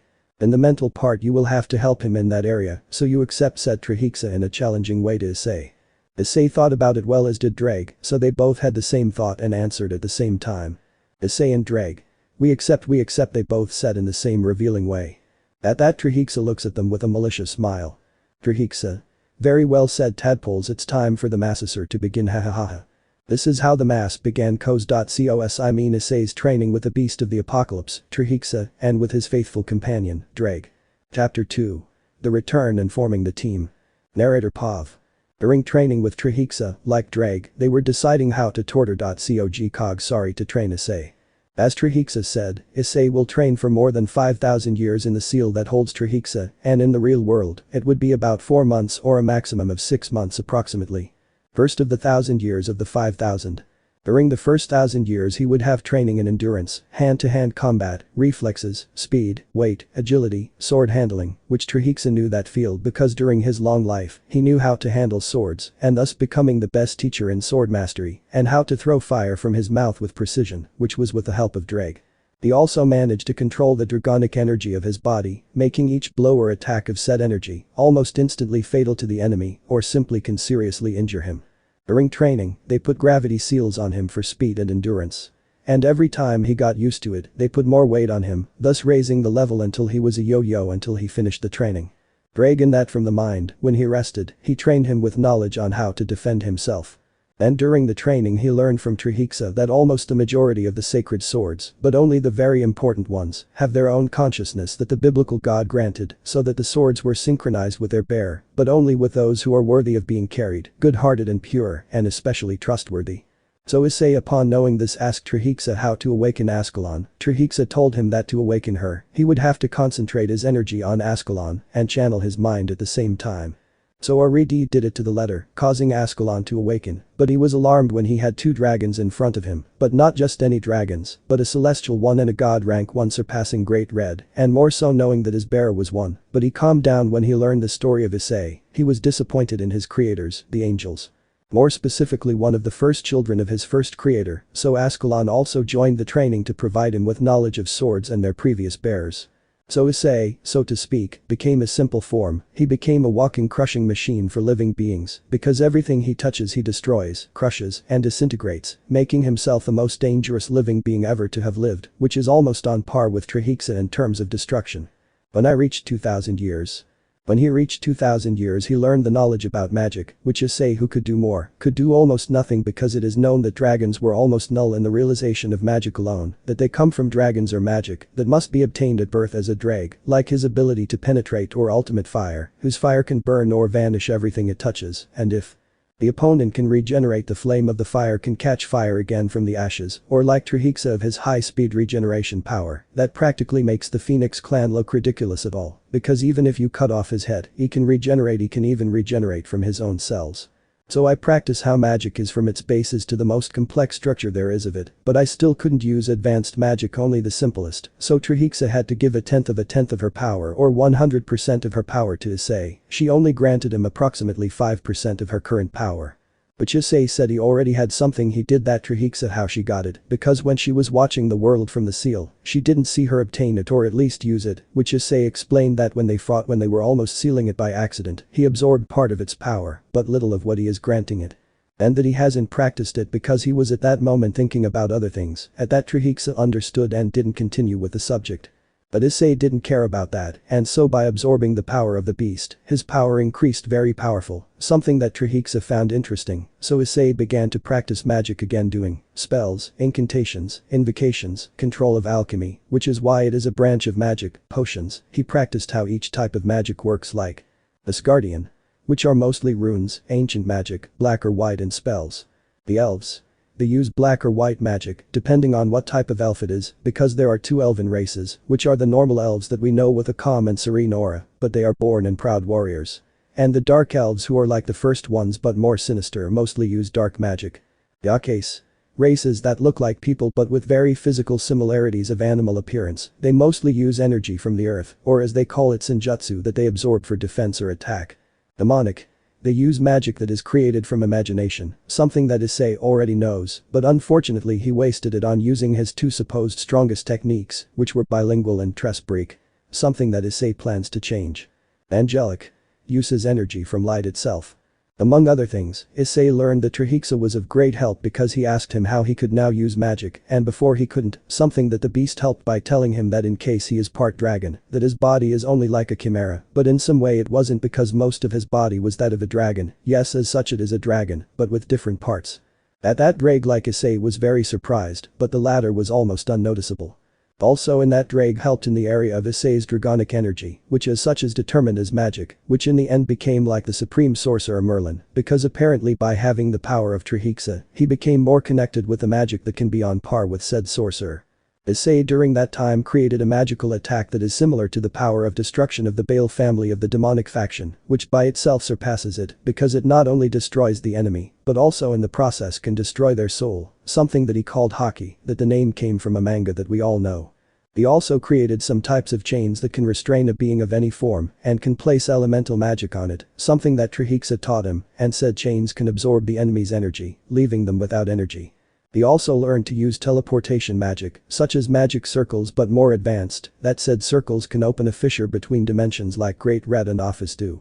And gravity magic that could make things float which meant lower gravity or make things heavier which meant increased gravity. When I reached 3000 years. When he reached those years he had to learn knowledge of everything, something that Trihexa ordered him to do just as she ordered Drake, but the most surprising thing is that Trihexa also ordered Drake to study. Something that Drake was going to refute, but only with the slight killer instinct of a teacher who knows who wears their pants well, or in this case scales can silence any student disciple. At that Drake fell silent, and from the brown-haired boy's mind he began to study. For a time Issei learned many things like how to use magic, how is the defense, functionings of living beings. Among other things that the poor chestnut and the Welsh dragon had reading like crazy. During that time, Issei also improved his intellect before being there, he was now like a being that could answer even some of the most complicated questions in anyone's life. He became more mature and serene, but he still remains a cold being. During that period he wanted to investigate what to do with the crystal ball that contains his emotions, which are what characterize him and what unite him to the girls. But he had no information about that, and it was a great surprise that Trihexa did not know how to do it, but would not give up yet. During training for Issei knowledge just like Drake they were wise. When I reached 4000 years. When Trihexa got here, he ordered him to do everything again, which Issei wanted to skin him at that moment, but he calmed down and accepted, just like Drake. Repeated from the beginning. Resistance, hand-to-hand combat practices. Agility, flexibility, speed. Reflections, weight, sword mastery. Control the energy inside for more precise attacks. At that, when he was going to review everything from the first 1000 years, Trihexa gave him a little of her flesh and blood, which he asked her, and Trihexa replied that it was because she was going to increase this 5 times more, and the body of the brown-haired boy that was made of blood and flesh of the Great Red, and with the power of office, would not bear it. Something that Issei understood and thus became the first being that has the power, flesh and blood of 3 unimaginable beings. And so Issei did the routine again on the physical part. And with the weights of increased gravity that he already had. When he finished like 500 years of the physical part, which he did quickly because he was already used to it and apparently he could control the power of Great Red and Office perfectly and he had extra abilities like you can send your mind through dreams or objects with consciousness. And have infinite magic, but even so it has the cost of exhaustion for the body and mind, and with the power of Trihexa, he can only make his dragon flame stronger, harden his skin and increase his power, in addition to the increases of Dryag. And also in that quick training, he was able to get his dragon form and several forms of the balance breaker. After 500 years of physical training, the time has come for mental training and magic, which Trihexa said they would do at the same time, so they would learn to be under pressure for the mind. So he had to re-study the spells as well as perfect them. And he had to study the types of magic. Like again. Asgardian. Elfica. Demonic. Yokai. Elementary. Bergonica. And Vampire among others again. And at the end and last when he reached 5,000 years. From there he had to face Trihexa at his maximum power, but Trihexa knew that the brown-haired boy was at his level and at some point he would be at another level, so the battle began between the beast of the apocalypse, the dragon god, Trihexa, and Hayadu Issei the red dragon emperor, the strongest Sekiryuite in history, and the next evil dragon god of domination and destruction. The battle was fierce. Almost neither of them stopped. Fighting with blows, flames of fire of various elements, sword blows from Issei. They passed by. Days. Weeks. Month. Years. And finally 1,000 years.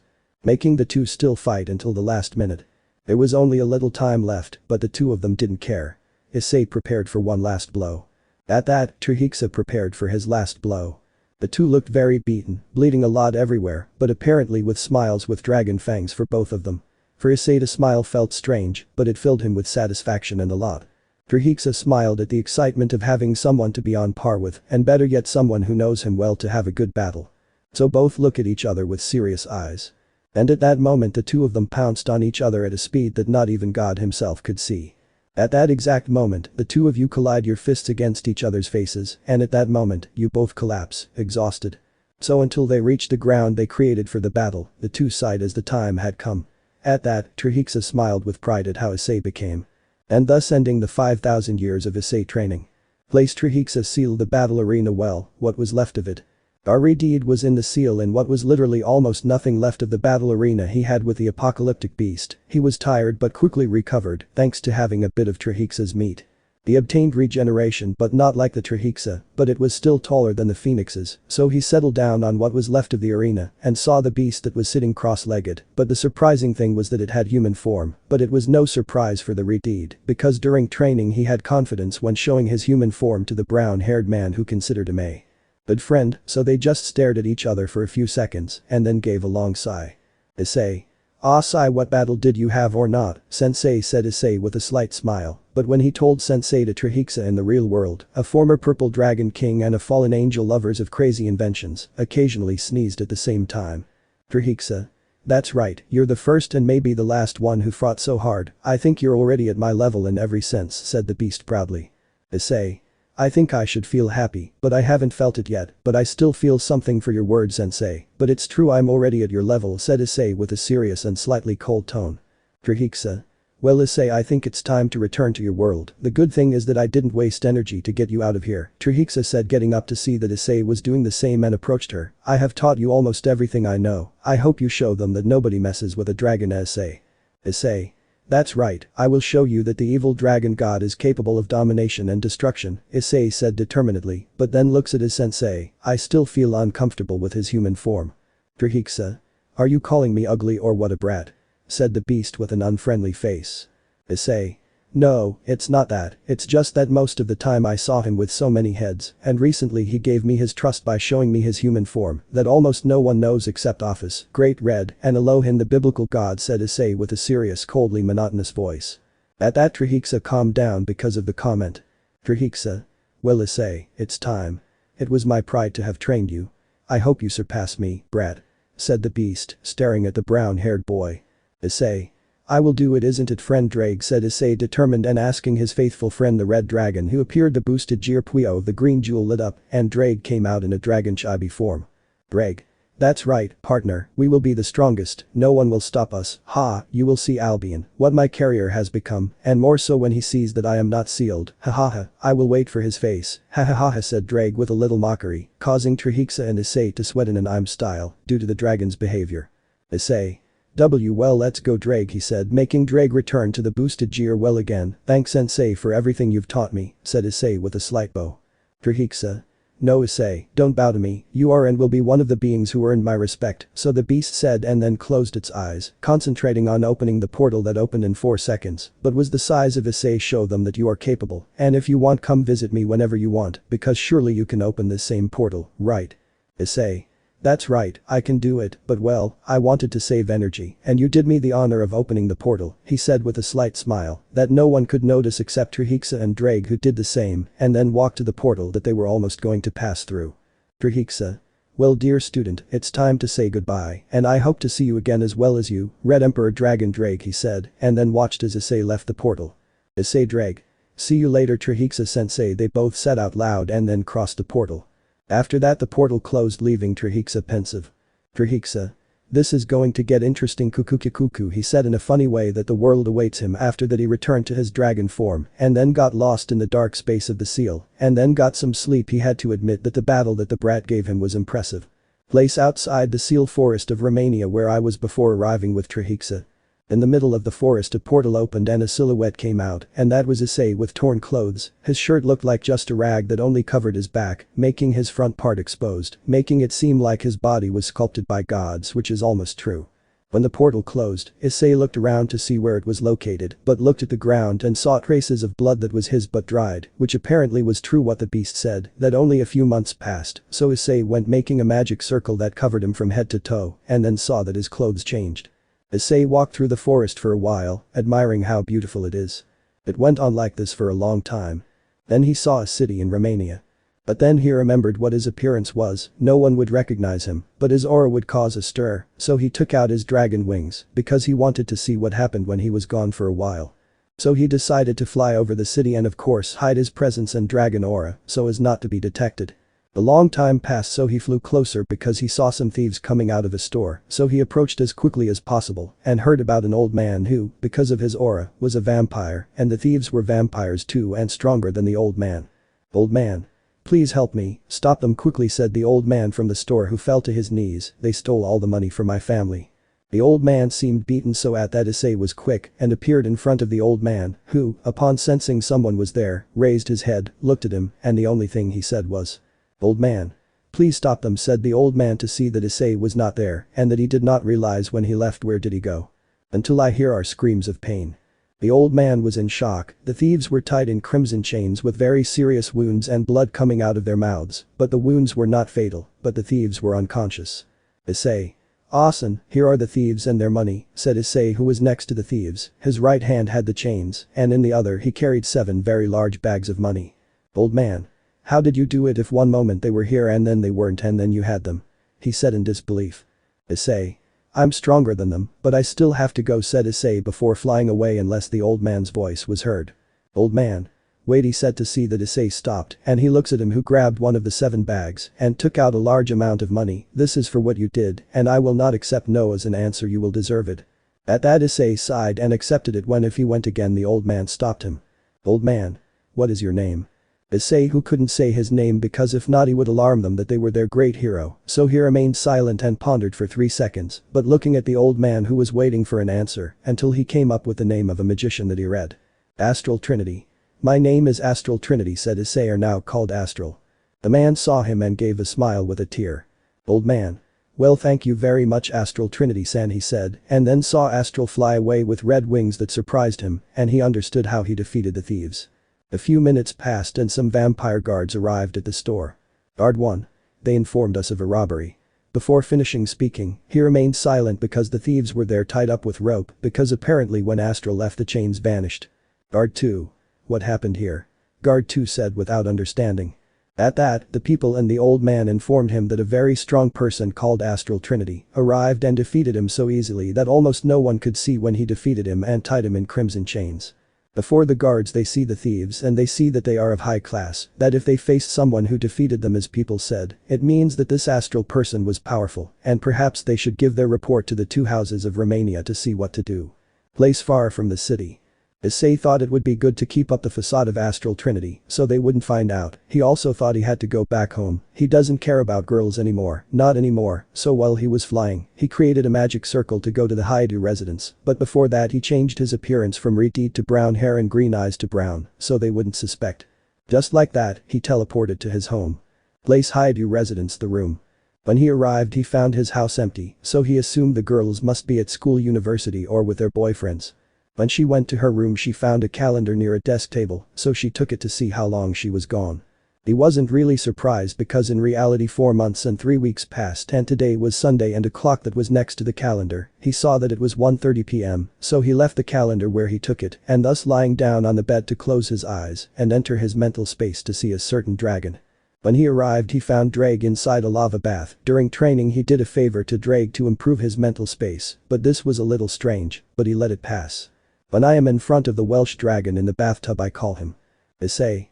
He Drake, friend, what exactly are you doing? Issei said with a stoic face but still surprised. When Drake heard the voice of his bearer he opened his eyes that he had closed, but when he opened them he stared at Issei and then. Drake.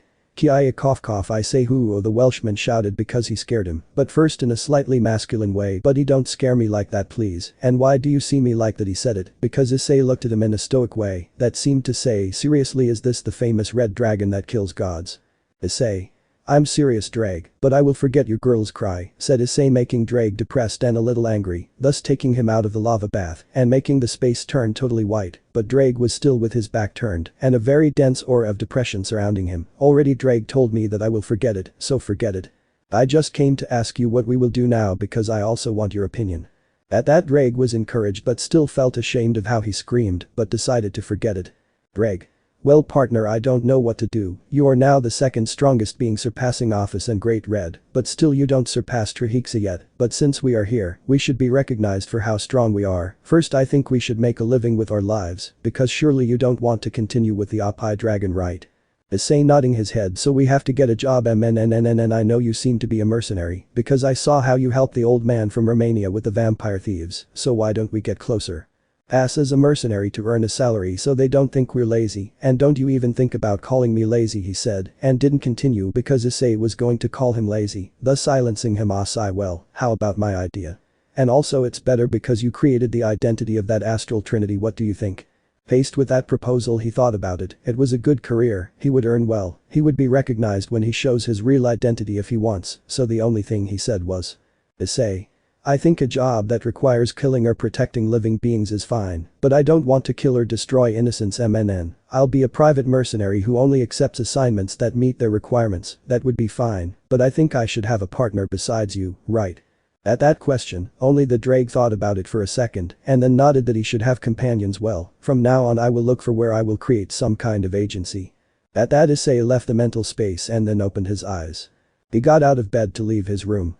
After leaving his room he went downstairs and made a magic circle, but it was different. It was purple and looked like a vortex, sucking Issei in and disappearing from the house. But when he left, the door of the house opened, revealing the Grimory group and Michael's as, who apparently were well dressed, which meant that they were with their boyfriends. When they all entered the house they could feel a familiar aura and a strong pang in their hearts. Riaz.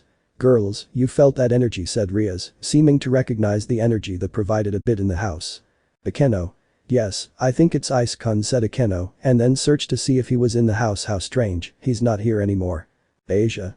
What do you think is going on? Isan said, wondering. Kaneko. You must be doing perverted things or something like that, Kaneko said, believing that but deep down she didn't believe it. Zenobia. Yes, it must be doing something perverted. Irina. Please Michael-sama, take my childhood friend away from the wrong path, she said, praying in the air with her hands together in the form of a prayer. Bravel. Ah, Issei-sama will never stop being like that, he said with some logic. But everyone notices Akeno, still thing, that I miss her, so Riaz asks. Riaz? Akeno, what's wrong? She asked with concern. Akeno. Girls, Ice-kun's aura is a little stronger than it was a while ago, she said, surprised by the strong aura. At that the girls were surprised by what the fall said, so they concentrated and felt Issei's aura was more abrupt and more powerful. But the one who was most worried was Kaneko because she felt the aura of her senpai somewhat evil in him and empty. They all looked worriedly at the Nekomata because she trembled a little, so they asked her. Asia. Kaneko-san, are you okay? Said Asia, looking at the cat with concern. Kaneko. This senpai aura feels a little evil and lifeless, she said with some fear. Irina. What's up, Kaneko? Did something happen to Ice-kun or what? She said, somewhat intrigued. Kaneko. No, with my senjutsu I can detect the energy of living beings and the surroundings, but senpai's energy is combined with that evil energy and emptiness, something without emotions. Akeno. I think we should be more careful with Ice-kun. Rasuace. It's true, I hardly see him. Rias. I think that in these months we have not seen him or spoken to him. Zenobia. It's because we were busy and also had dates with them, so we couldn't have time with Issei. Irina. I hope you're okay, girls. Do you think it was okay to do that behind Ice-kun's back? Rias. Of course it was to gain experience to understand a human boy, because before Issei was one, right? That's why we do it. Asia. Yes, I understand that, but I feel like I'm betraying Ai-san in some way and hurting him. Rias. Calm down, Asia, he will understand, and more, because we will live for millennia, and also we will become his wives, right? The girls. Yes. Ravel. Yes, but I still feel like we're doing this wrong. Rias. Calm down, do we know what Ice is like or not? So everyone thought that Rias was right because they actually looked for boyfriends for experience. Akeno.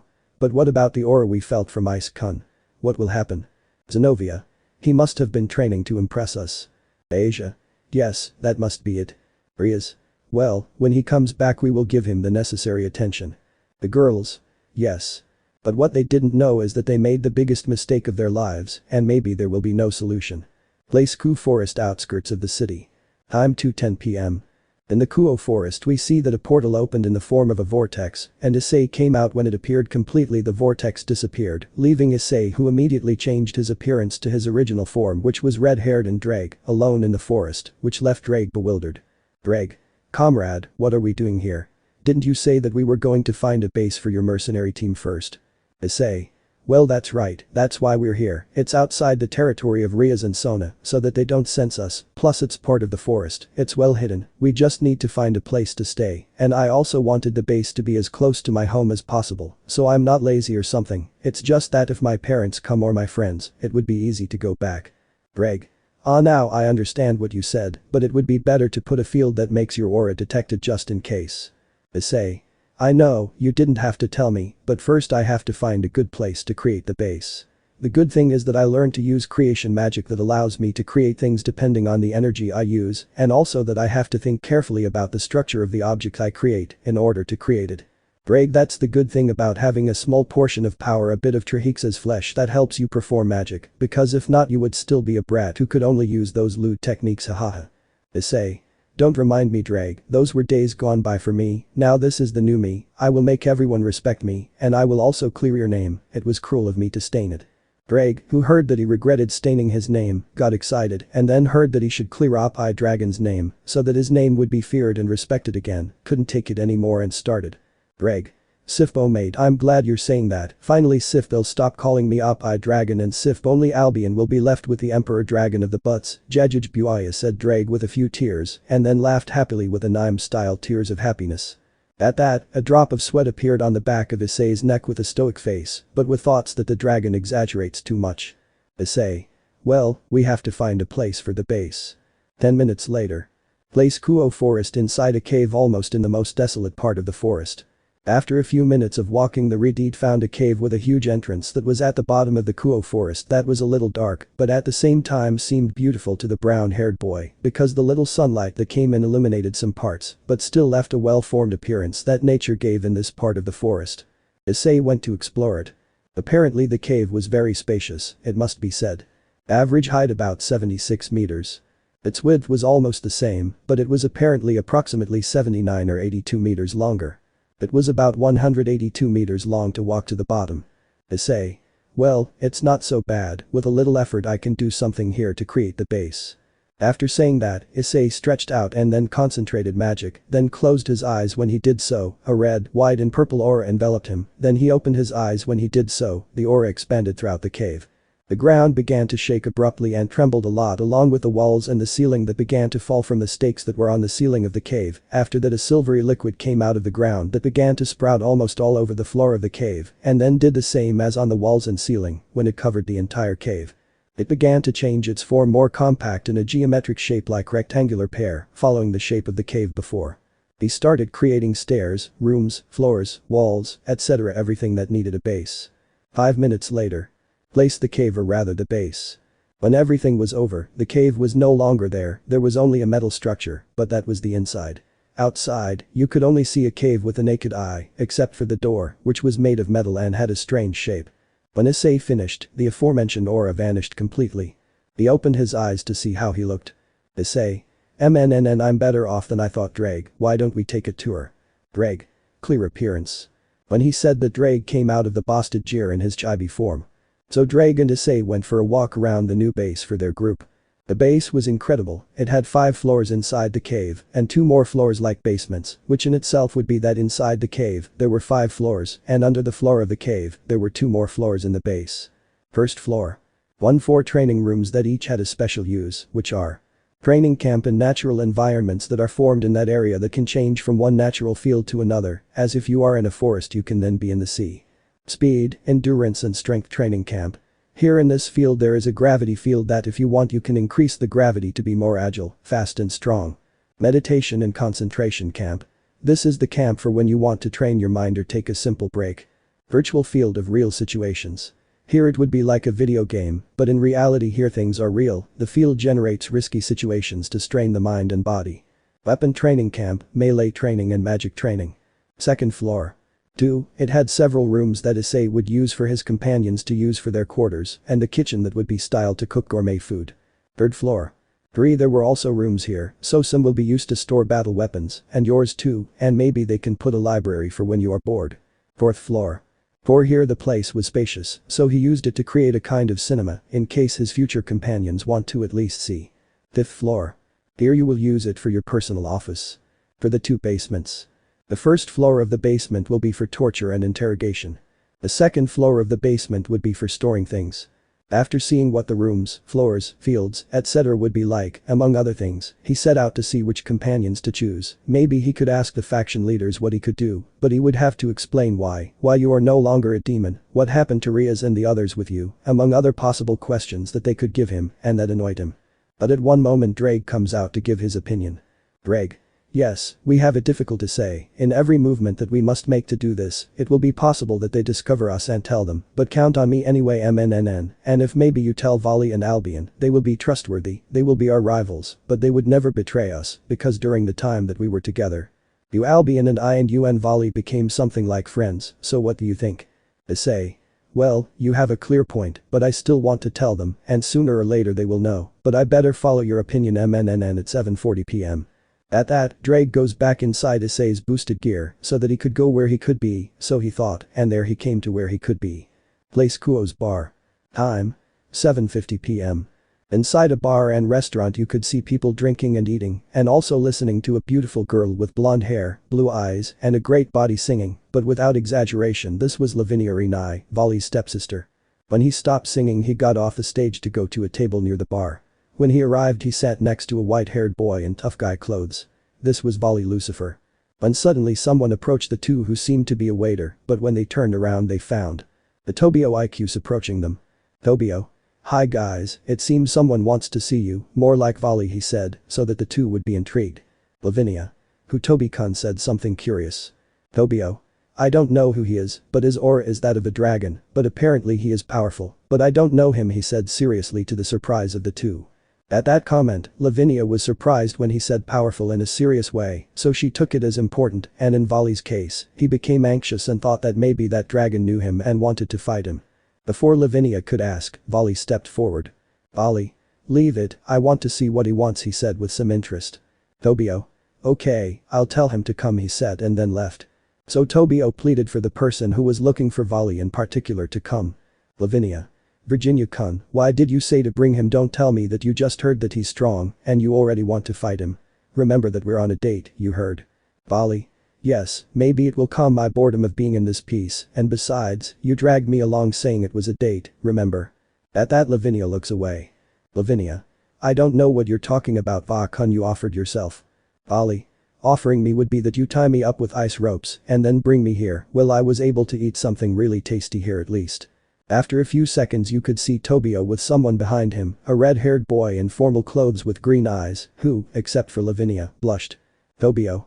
Well sir, here is Vali and the one next to her is Lavinia Wren, Vali's stepsister, he said to introduce the man who was next to him. Lavina. Hello, nice to meet you, she said kindly with a smile. Nice to see you again, he said with a serious face, but with a slight smile. Ali. Do we know each other? He said with a frown. At that the stranger looks at Tobio, making Vali tell him to leave them. Ali. Well, I'll ask again. We know each other because I've never seen you in my life, much less fighting with someone who looks like you. Don't you remember your beloved rival, Arrival Kun? He said with a hint of mockery. Faced with this question, both Vali and Lavinia are surprised at what they have to say because the change was too noticeable. Ali. Hi to Issei, is that you? He said impressed. Laviani. Issei-san. He said the same as the other.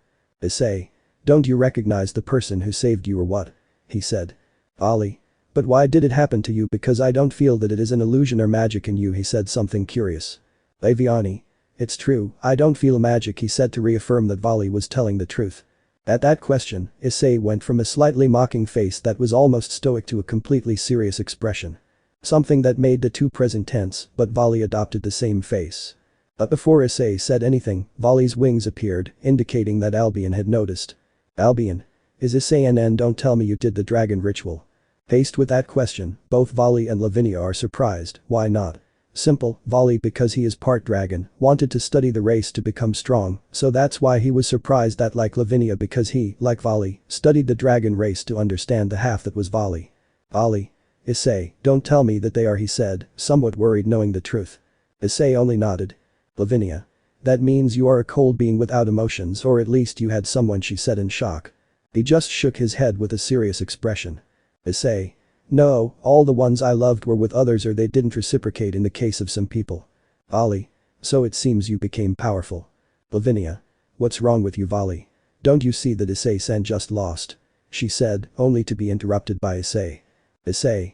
Calm down, Lavinia, it is true that I lost my emotions and feelings at the cost of becoming an evil dragon, he said without any emotion in his voice.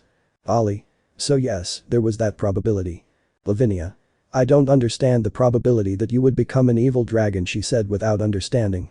At that question he sighed tiredly, he would have to explain it and that was annoying for Issei, but even so, he told how he was betrayed by his loves and how those who could not reciprocate those feelings and how he did the dragon ritual to save himself from the curse. Lavinia began to cry because of how the Redeed suffered, so she got up from her seat and hugged him, which surprised Vali and very little Issei who only reciprocated the hug. Lavinia. You had a hard time, didn't you? She said regretfully as she wiped away her tears. Issei. Yes, but that is already in the past, like the saying the past is past and the present is lived and continues and I no longer feel anything from them and unfortunately I have no feelings because the curse spread faster and consequently every trace in my body was erased. Any feeling, she said in a monotonously serious voice without emotions in her. Vali. Oh, how interesting, but why did you disappear 4 months ago? I asked to know. Issei. So you realized, right? Vali. That's right, Kuroka asked about you because she thought she saw you in bad shape the day after she went to a party with Yasaka, but since she got sick from drinking too much and being drunk, she couldn't, so she asked me to look for you, but I haven't found you. I thought you went to train with the former Dragon King or somewhere after that. I just told Kuroka that it was just a dream and that you were fine. Issei. Well, you wouldn't believe me, he said, somewhat tired. Vali. Let's go with everything I've seen, there's no need, he said, somewhat confident of what he was saying without knowing what he was going to hear. Issei. Well, I'll tell you and I assure you that I'm not lying and that you shouldn't be alarmed, he said in a warning way. So Issei told him that after he did the ritual he was going to transport himself, but instead of there he sent him to Trihexa and then the beast's proposal to Issei who accepted, plus the training he had, plus that he now has the flesh of 2 extremely powerful beings and the powers of 3 powerful beings in him. It must be said that the 2 present were stunned and surprised. On the one hand, Vili wanted to measure the Redeed's strength in a fight. And Lavinia was just in shock at everything the Redeed said. Vali. Boo, well, that's not what I expected to say, but tell me something you want, kill, murder or take revenge on those who did it. Why do evil dragons like that, he asked after coming out of shock. Issei. Not really, nothing like that, rather I just want peace, but at the same time I want to become stronger and surpass him, and also have a battle that gives me a real challenge. Ali. Given the circumstances you are superior to me by many, so just thinking about fighting you would be a loss, but wait, I will become stronger, and you will see, he said in a deceitful way. Issei. I hope so, he said in the same way. Ali. Have it safe, Haidu, Issei Daiho sentencing. Issei. Of course, Volley Lucifer, he said in the same way. Laviani. Yet oh well, I've finished analyzing everything, so a question, what are you doing here? I asked to know why you came to change the subject so that this atmosphere wouldn't end. Issei. Or I almost forgot, it's to ask you a favor, Volley, he said to get the albino's attention. Ali. Which one? So Issei tells him that after leaving the seal he wants to make a life apart from girls, so he decided to make a mercenary group. Now they were surprised that the friendly boy wanted to become a mercenary, but they calmed down that he would only do private jobs, and for that he couldn't kill innocent people or destroy something that would bring bad consequences. Finishing off by saying that I wanted to gather a group for mercenary work. Ali. Okay, now I understand, so you want me to find extraordinary people for your group? Issei. That's right, but they have to be capable, but at the same time they are not so well known among the factions, but they are incredibly strong, well, as much as you can if possible. Ali. Actually there are some that I have in mind that I have seen and they are extremely strong, but I warn you, some of them are crazy or psychopaths, but in the area of strength, agility, and vitality, they are powerful, but calm, they are not all like that, some are cold-minded, or sometimes they think they are comedians. Issei. Well, I'll wait for you to give me the profiles. I want to speak with them personally to reach a mutual agreement. Here is the address where the base is so you can leave it. It has a bus, so you know why I put a security system so no one enters, but then I'll give you the tour. Ali. Well, okay, if that's all I can do for you now, how about you stay and eat something? I like the food here. Issei. Sounds good, I think I'll stay here for a few moments. So they spent about 2 hours talking with Volley and Lavinia when Tobio asked them to introduce the young man. The same thing happened to him as with Volley and Lavinia, then with great annoyance, he told what he did and what he wanted to do, so Tobio understood and stayed talking with Issei, Volley and Lavinia for a few minutes. Then Iso said goodbye to Volley and went home to rest because it was a bad day, even though the same day he left the Trihexa seal was the same time he did all that, even though he is a dangerous being, all this was tedious like that because it tired him out, so he just left the bar and looked at the sky to see what time it was on a clock attached to the wall outside the place. Issei MNNN 9:20, maybe when I come back I'll finally notice that I left. Before Issei made a magic circle and left there, but before that he changed his hair and eye color and modified his aura. And so he went home. Place back to the Haidu residence. When Issei arrived home, he arrived right in the living room of his house and began to climb the stairs of the house. What surprised him was that the lights were only off and some were not, but he still didn't care when he went up to his room. When he opened it he found all his ex-girlfriends in bed half naked, asleep, apparently waiting for him, something that Issei realized that they only do so that he doesn't suspect or something like that. So he just went to his closet and grabbed a pillow and a white sheet, then he left the room quietly without waking any of the girls. When he closed the door, he went to a guest room on the second floor of the 6-story house. When he entered the guest room he arranged the sheets and pillow, and then undressed only in his pants. He lay down and then later took cover in bed to close his eyes, but before saying goodbye to his faithful friend and companion. Issei. Well Drake, tomorrow we have a lot to do so we have to rest, so good night friend, said Issei to say goodbye to Drake and fall into the arms of Morpheus. Drake. Yes, tomorrow we will have to look for the candidates and also good night, my friend, Yueonanana, said Drake, then yawned at the end. And so the two closed their eyes to sleep to prepare for tomorrow that will deprave him. Next day, Monday, days for the academy. 5:45 a.m. Issei, who got up from the bed in the guest room due to circumstances already mentioned, went to the bathroom of the house. The good thing is that it was very early, so he was able to bathe without meeting them. After bathing he got dressed in the academy clothes because today was the day of classes, so he had to attend because he missed a lot, but in reality he already knew all the knowledge that they could show in class due to the training that Trihexa gave to know the knowledge of the world, so he only does it for his mother and father so that he can graduate from the academy and then from college too. Have the diploma. So he cooked something for them to eat. It must be said that his breakfast was something spectacular. After breakfast, he left a letter telling them at least where he was going so that they wouldn't worry about him and so that they wouldn't suspect he is doing what they did to him, so he will only continue to show them that he is not to be trifled with. Just like that, he took his bag from the academy and left. Time 6:30 a.m. Location near Kuo Academy. When our chestnut was passing by the fountain square where he was killed, and when he saw that to get to the academy quickly, he could not help but sigh, and with a serious but nostalgic face the place, but still continued to see the cafeteria that was there so as he had time because the entrance to the academy was at 7 AM. He had half an hour to do whatever he wanted. So he went through the cafeteria. When he arrived he saw the waitress outside the store while she was cleaning a table with her back turned. It was she who had served him that day, so he tried hard to remember her name when suddenly it lit up. So Issei went to Aya, but without trying to have a forced smile, because without having one he couldn't have a genuine smile, so he tried hard to have one for her, because from inside he told him that he should give her a smile. Issei, who came closer, also her hand to greet her. Issei. Hello Mei-chan, how are you? He said behind me. Mei, when she heard it, gave a fright and then staggered to fall backwards to crash into the table she was cleaning. That was if it weren't for Issei grabbing her hand and waist, leaving them in a very romantic position. Mei. I-san, is it you? He said calmer to recognize Issei. Issei. Yes, it's me and I'm very sorry. I didn't mean to, but you were going to fall and possibly get hurt. He said seriously, impressing Mei. Mei boo, well thanks I-san, she said thanking. Issei. You're welcome, he said it simply. Mei. Well, what are you doing here? I asked. Issei.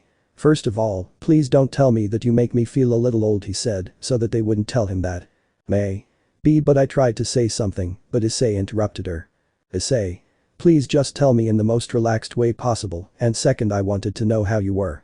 I also wanted to try the chocolate shake with cream from that day that was delicious, with a serious but serene face with a slight smile.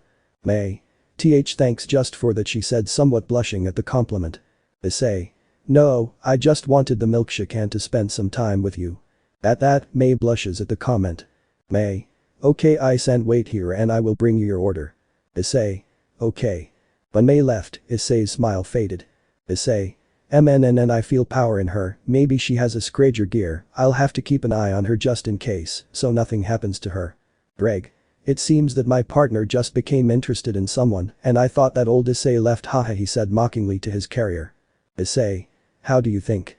Besides, I don't feel anything for her, but deep down I want her to be okay. He said something serious but thoughtful. Greg. Partner, that's because you want to protect her. I think a bit of your old self remained in you after the ritual after all, and that part is wanting to protect someone innocent or defenseless, plus it seems that she will become stronger for being a pure dragon. Issei. Okay, I'll take your word for it, friend, but I'll have to control myself. Greg. It's true that you will also have good things, like I said, MNN, take care to control yourself during the mating season of the dragons, that you know well from the teachings I gave you, you will be careful with your pheromones and impulses, besides that you are an evil dragon, it makes you more susceptible to lust, so good luck when the time comes, and don't end up raping a girl, hahaha. Issei. Shut up, don't remind me, he said, somewhat annoyed by the dragon's comment. After that conversation he brought me the drink that he likes, but when I gave it to him he got curious because he didn't react like the last time. Mei. Is it delicious? Issei. Ah. If it's good, it's because I was feeling sick one morning because of that, but even so, when I drink the shake, I forget the problem I had thanks to its fragrance and flavor. I really love how you make it. He lied so I wouldn't worry, but the part about it being delicious is pure truth. Mei heard everything and turned red because she loved what he did, and somehow she was happy from the bottom of her heart that began to beat quickly. Mei. Thank you very much I-san, you are very kind to tell me that. Mei said this, mega red as a tomato, while looking away so that I wouldn't see the mega blush on her face. Issei. You're welcome. Issei. Well, I have to go, it's time to go. Mei. By the way, since the day I saw him, the day he came the last time, because he came more if it's not bothering me, she said, less blushing, but at the same time to know what happened that he didn't come during these months. Issei. It's because I had some problems that I had to fix, but don't worry, from now on this place will be my resting place for at least trying your delicious shake. He lied about most of them. So she left the cafeteria and blushed because she wanted to come several times for her milkshake, but she felt happy about it, but she still felt strange. Location: Academy entrance. Time: 7 AM. Issei, who was arriving, the people and students looked at him strangely. Why? Simple maybe to miss class, they should have been surprised by his lack of classes, because being a pervert, according to them, he has only increased the grades, and also that he has never missed classes, which was strange in a different way. For most it was little, but the closest ones were more. So when he entered the academy all the students were surprised by his appearance, and some because the training with Trihexa gave him a toned body and a little more robust than normal, thus making the females blush and the males a little. Issei, who thought it was ironic that now the girls who sometimes beat him up now looked at him wanting to undress him, and with hearts, and some of them with a few drops of blood on their nose that they almost immediately covered with their hand or with their study notebooks. He continued walking until he reached the door of the academy. When he was about to open it, someone touched his left and right shoulders. These were Motohama and Mitsuda. When Issei turned his face, he was serious, but he could at least put on a slight smile to see him on his shoulders. Issei. Hello guys, good morning, how is he? Is interrupted by the two. Motohama. Damn it, he said angrily. Mitsuda. Unhappy, same as the other. Issei. Hey, what happened guys? He said a little surprised. Mitsuda. What happened? You unhappy? How come so many girls see you in this shape? You're a damn traitor. Motohama. It's true, how did you do it? I thought we were going to be partners in perversion. So many people still looked at him to find out, but the girls generally looked at him with disgust or anger. But what he was going to say he would leave to the people around him and especially to his friends. Issei. Simple, stop being so perverted, because I wasn't going to advance much if I continued like this, that's why I also hate being bothered by being hit all the time, simple as that. The two friends were shocked to learn that their best friend stopped being a pervert. Motohama. Who are you? What did you do with our bastard friend? Mitsuda. It's true, answer. At that Issei shook his head. Issei. Guys, it's me, I've just changed. Mitsuda. It's not true. Motohama. It's a lie. At that Issei approaches to whisper something to his friends. Issei. Motohama, Mitsuda, if you want to know how to be like that I can make you that incredible, and maybe I'll make you get a girlfriend. At that Issei walked away from them, who upon hearing the proposal were surprised and thought about it. After Issei went to his classroom. When he entered the room he was surprised by how Issei's body looked, and in the same way the females felt the same as those who were outside the academy and at the entrance when they saw Issei's body, because his clothes highlighted his muscles.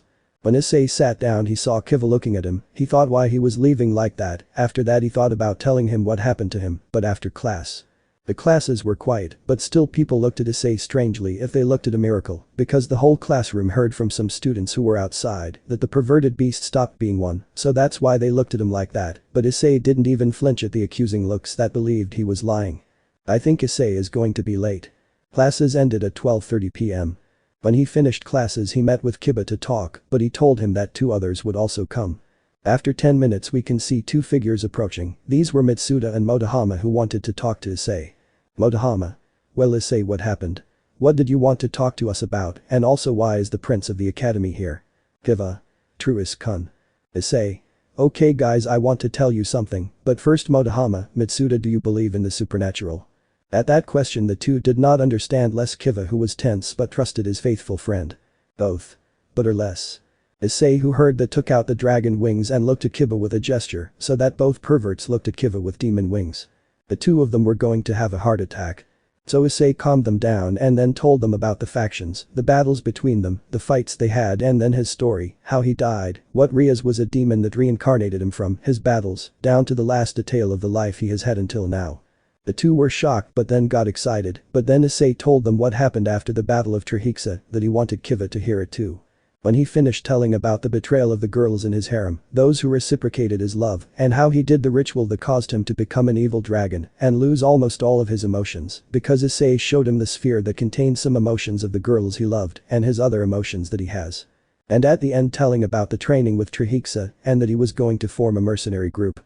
It must be said that the expressions were varied. Motohama and Mitsuda were stunned by what happened to their friend but were upset by how they treated him and sad because he probably already has emotions.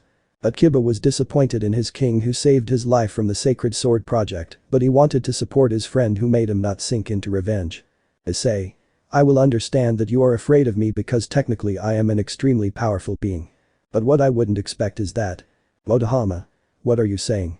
You are fabulous and very strong. Mitsuda. I see why the girls looked at you like that. Kiva. Ice-kun, sorry for not helping you at that time, please allow me to help you from now on. Issei. Chicos. Issei, who was impressed by his friend's comments, thought of something. Issei. Guys, I want to ask you a favor. The three present looked at Issei, no intrigue. Issei. I want you to keep the secret, partly from you Motohama, Mitsuda, of the supernatural and what I've been through, even though Kiryu already knows about the supernatural, he doesn't know about me, so please you two don't tell her and the others, okay? And Kiba, I need you, if Riaz asks about me because they can't find me, tell them that I've been training well. The three presents mentioned. Okay Byan, I suck. Issei. Okay girls, I'm going to the base I told you about to look for something. Someone from Suguro brought me some information that I asked for. Motohama Mitsuda. Okay, see you. Hiba. I understand Ice-kun, if you'll excuse me I'll go, I won't tell Butchu what you're doing, take care of yourself. Issei. Well, it turned out better than I expected. Greg. Well, it's true that the three of them took it well, especially your human friends. I hope you're doing the right thing by telling them. Issei. Calm down Dreg, I know that those three can be trusted. Greg.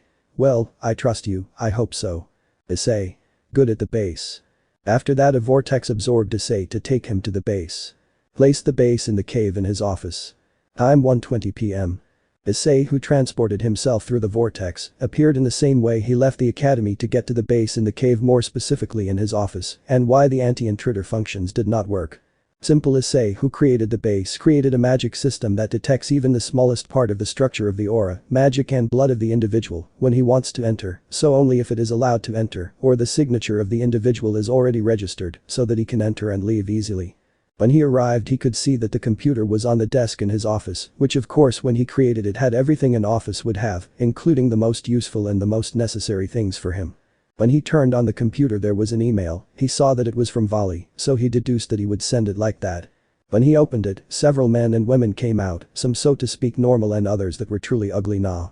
No offense to men or women that I offended, it was just an idea, so don't judge me badly please, and again I beg you to forgive me if I went too far, I'm sorry, but in the end he needed those who could form his group, so he saw that some were Yakes, Asgardians, demons, fallen angels and surprisingly humans who had abilities other than scratcher gear, that some humans had abilities at birth that they call them mutants, but they were only a small and tiny portion could obtain those powers.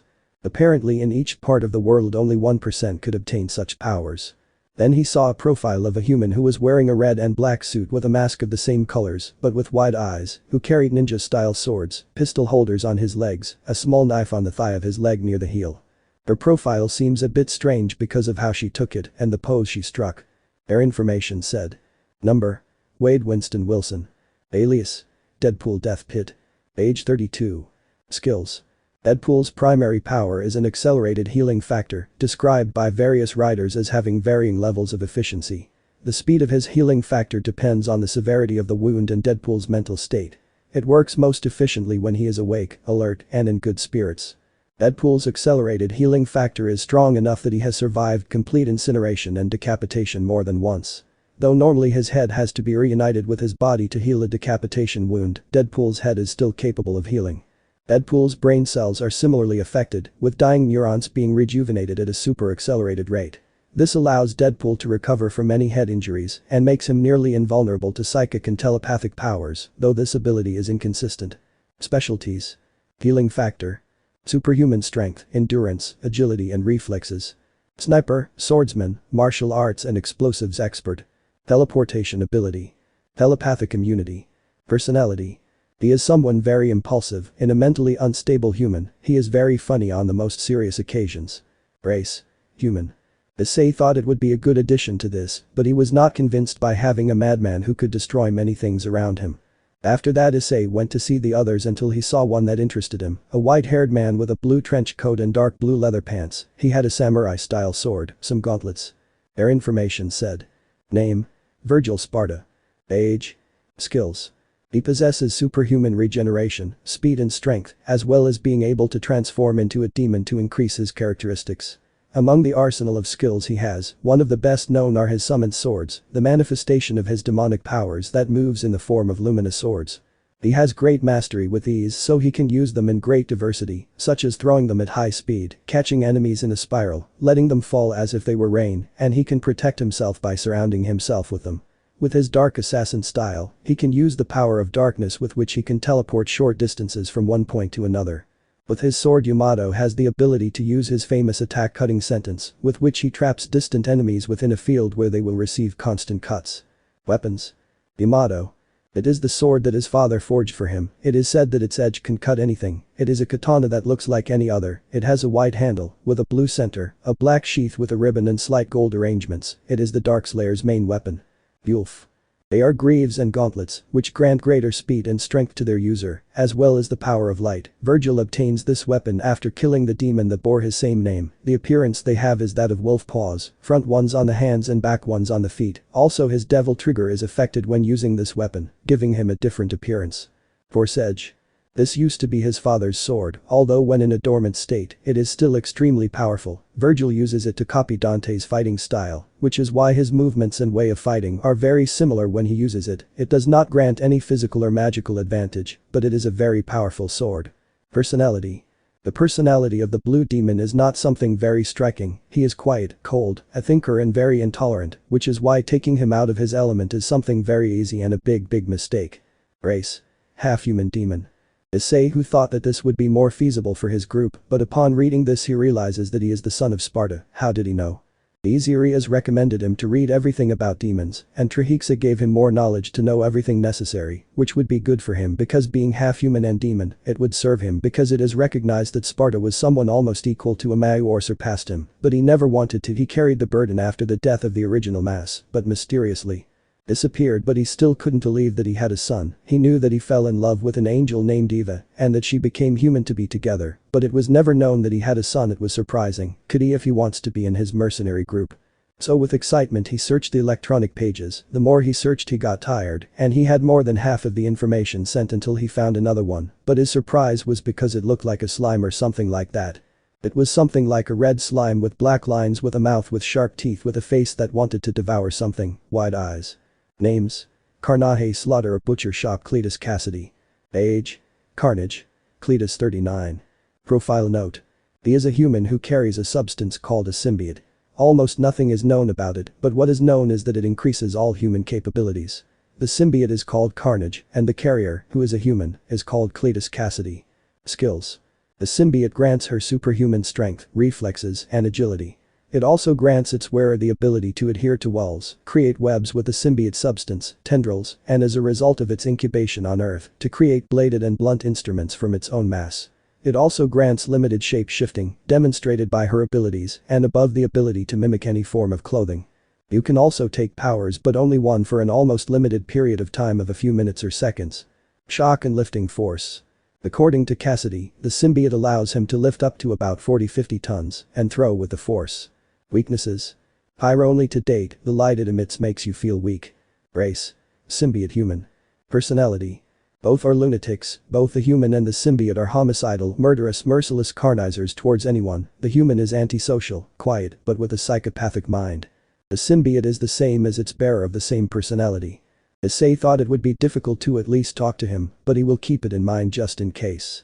After almost finishing, he thought that there was almost no one who interested him, but before his hopes went away he saw the last profile, which was a black-haired man with red eyes wearing formal clothing that consisted of a red trench coat, black pants, a red hat and glasses.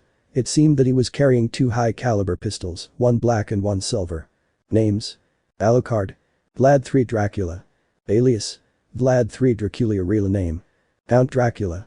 Vlad Tepes. Physically Bay. J.H. Brenner. Unliving king. Age. 1500 years. Skills. Immortality. Alucard, after killing all his souls, seems like he could die, but he implies that he completes the vague existence with a unique soul, which is Schrodinger's, which can be in all places and at the same time in none. Regeneration. Alucard can regenerate any part of his body, even being crushed and rebuilding itself. Vast strength of unknown limits, but Alucard can tear people apart as if they were old rags. Superhuman senses. Levitation. Flight. Super speed, celerity. Intangibility, ability to pass through solids. Manipulation of shadows into physical form. Complete or partial transformation into bats, insects, fog, dogs, etc. Invocation and materialization of familiars, supernatural beings at his service, such as the amorphous and cursed dog called Baskerville, or the souls of his victims. Weather manipulation. Teleportation. Telekinesis. Telepathy, communication with other minds. Mind controller, hypnosis. Like all other vampires, he can suck blood from both humans and monsters, as well as absorb the memories, knowledge, abilities and souls of his victims. The ability to absorb blood through your clothes or skin. Hibernation.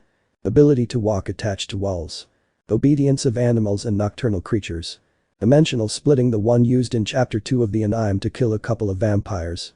Apparent immunity to most other vampires' weaknesses, sunlight, decapitation, stakes to the heart, silver bullets, and partial tolerance to crossing large bodies of water. This is the list of abilities that Alucard has, however it is very likely that it is not totally limited to those previously mentioned. All or most of these abilities may be common to all vampires, but it takes time to discover and master them. The abilities of transforming into bats or mist are abilities that require only a minimum of control. Weapons. Use of pistols. The Helsing Arm. 454 Castle Auto. This massive semi-automatic pistol measures 1 foot 3 and 0.39 meters long, making it too heavy to be used by a human, but perfect for Alucard's strength. It fires explosive castle. 454 rounds cast from a silver cross from Manchester Cathedral. It's never specified how many rounds the magazine holds, but one estimate puts it at 6. And the other Helsing Arms 13mm anti-monster autocannon, Jackal at 39 cm long, weighing 16 kilograms, and made of black metal. This is not a weapon a normal man would use, but as Walter says, it was never made for a man. It fires 13mm armor-piercing explosive bullets with a baptized mercury core. The exterior of the bullets is Macedonian silver, the powder is Marvell's NNA9. It holds 6 rounds per magazine. It is designed almost exclusively as a weapon against Alexander Anderson, who easily withstood the castle's bullets. Jesus Christ is in heaven now is carved into the side. Contrary to popular belief, the gun does have a slide, however, there appears to be none because the entire top is the slide and it moves only a minimal distance relative to the length of the gun. The Jackal has a left-hand pod exit, meaning it was designed to be used in conjunction with the castle. Race. Vampire. Personality. Being immortal and nearly invincible, Alucard is very egotistical. He often puts people down for no reason at all. His wolfish, sarcastic grin reveals the morbid pleasure and contempt he takes in seeing those who deserve it perish under the fire of his weapons. In the heat of battle, Alucard deliberately holds back, giving his opponents a sense of strength, only to completely overwhelm them again and rob them of that feeling, as in reality, all or almost all of his enemies are, for him, extremely easy to kill. It could be said without losing precision that Alucard, rather than killing his opponents, breaks them. Alucard also seems to take issue with the senseless killing. However, beneath his smug, dark, and arrogant attitude, Alucard is deeply saddened and jealous of humans, who are blessed with the gift of death, while he himself is unable to die and must wander the earth forever. Over the course of his existence, Alucard has come to realize that life needs death to make it precious. Alucard chose to become a monster in order to gain power and escape death, and he regrets it. So Issei, when he saw that the profiles were almost finished, stopped reading to think. Issei. Will they get along if I put them together in a group? Issei thought with intrigue about his future classmates.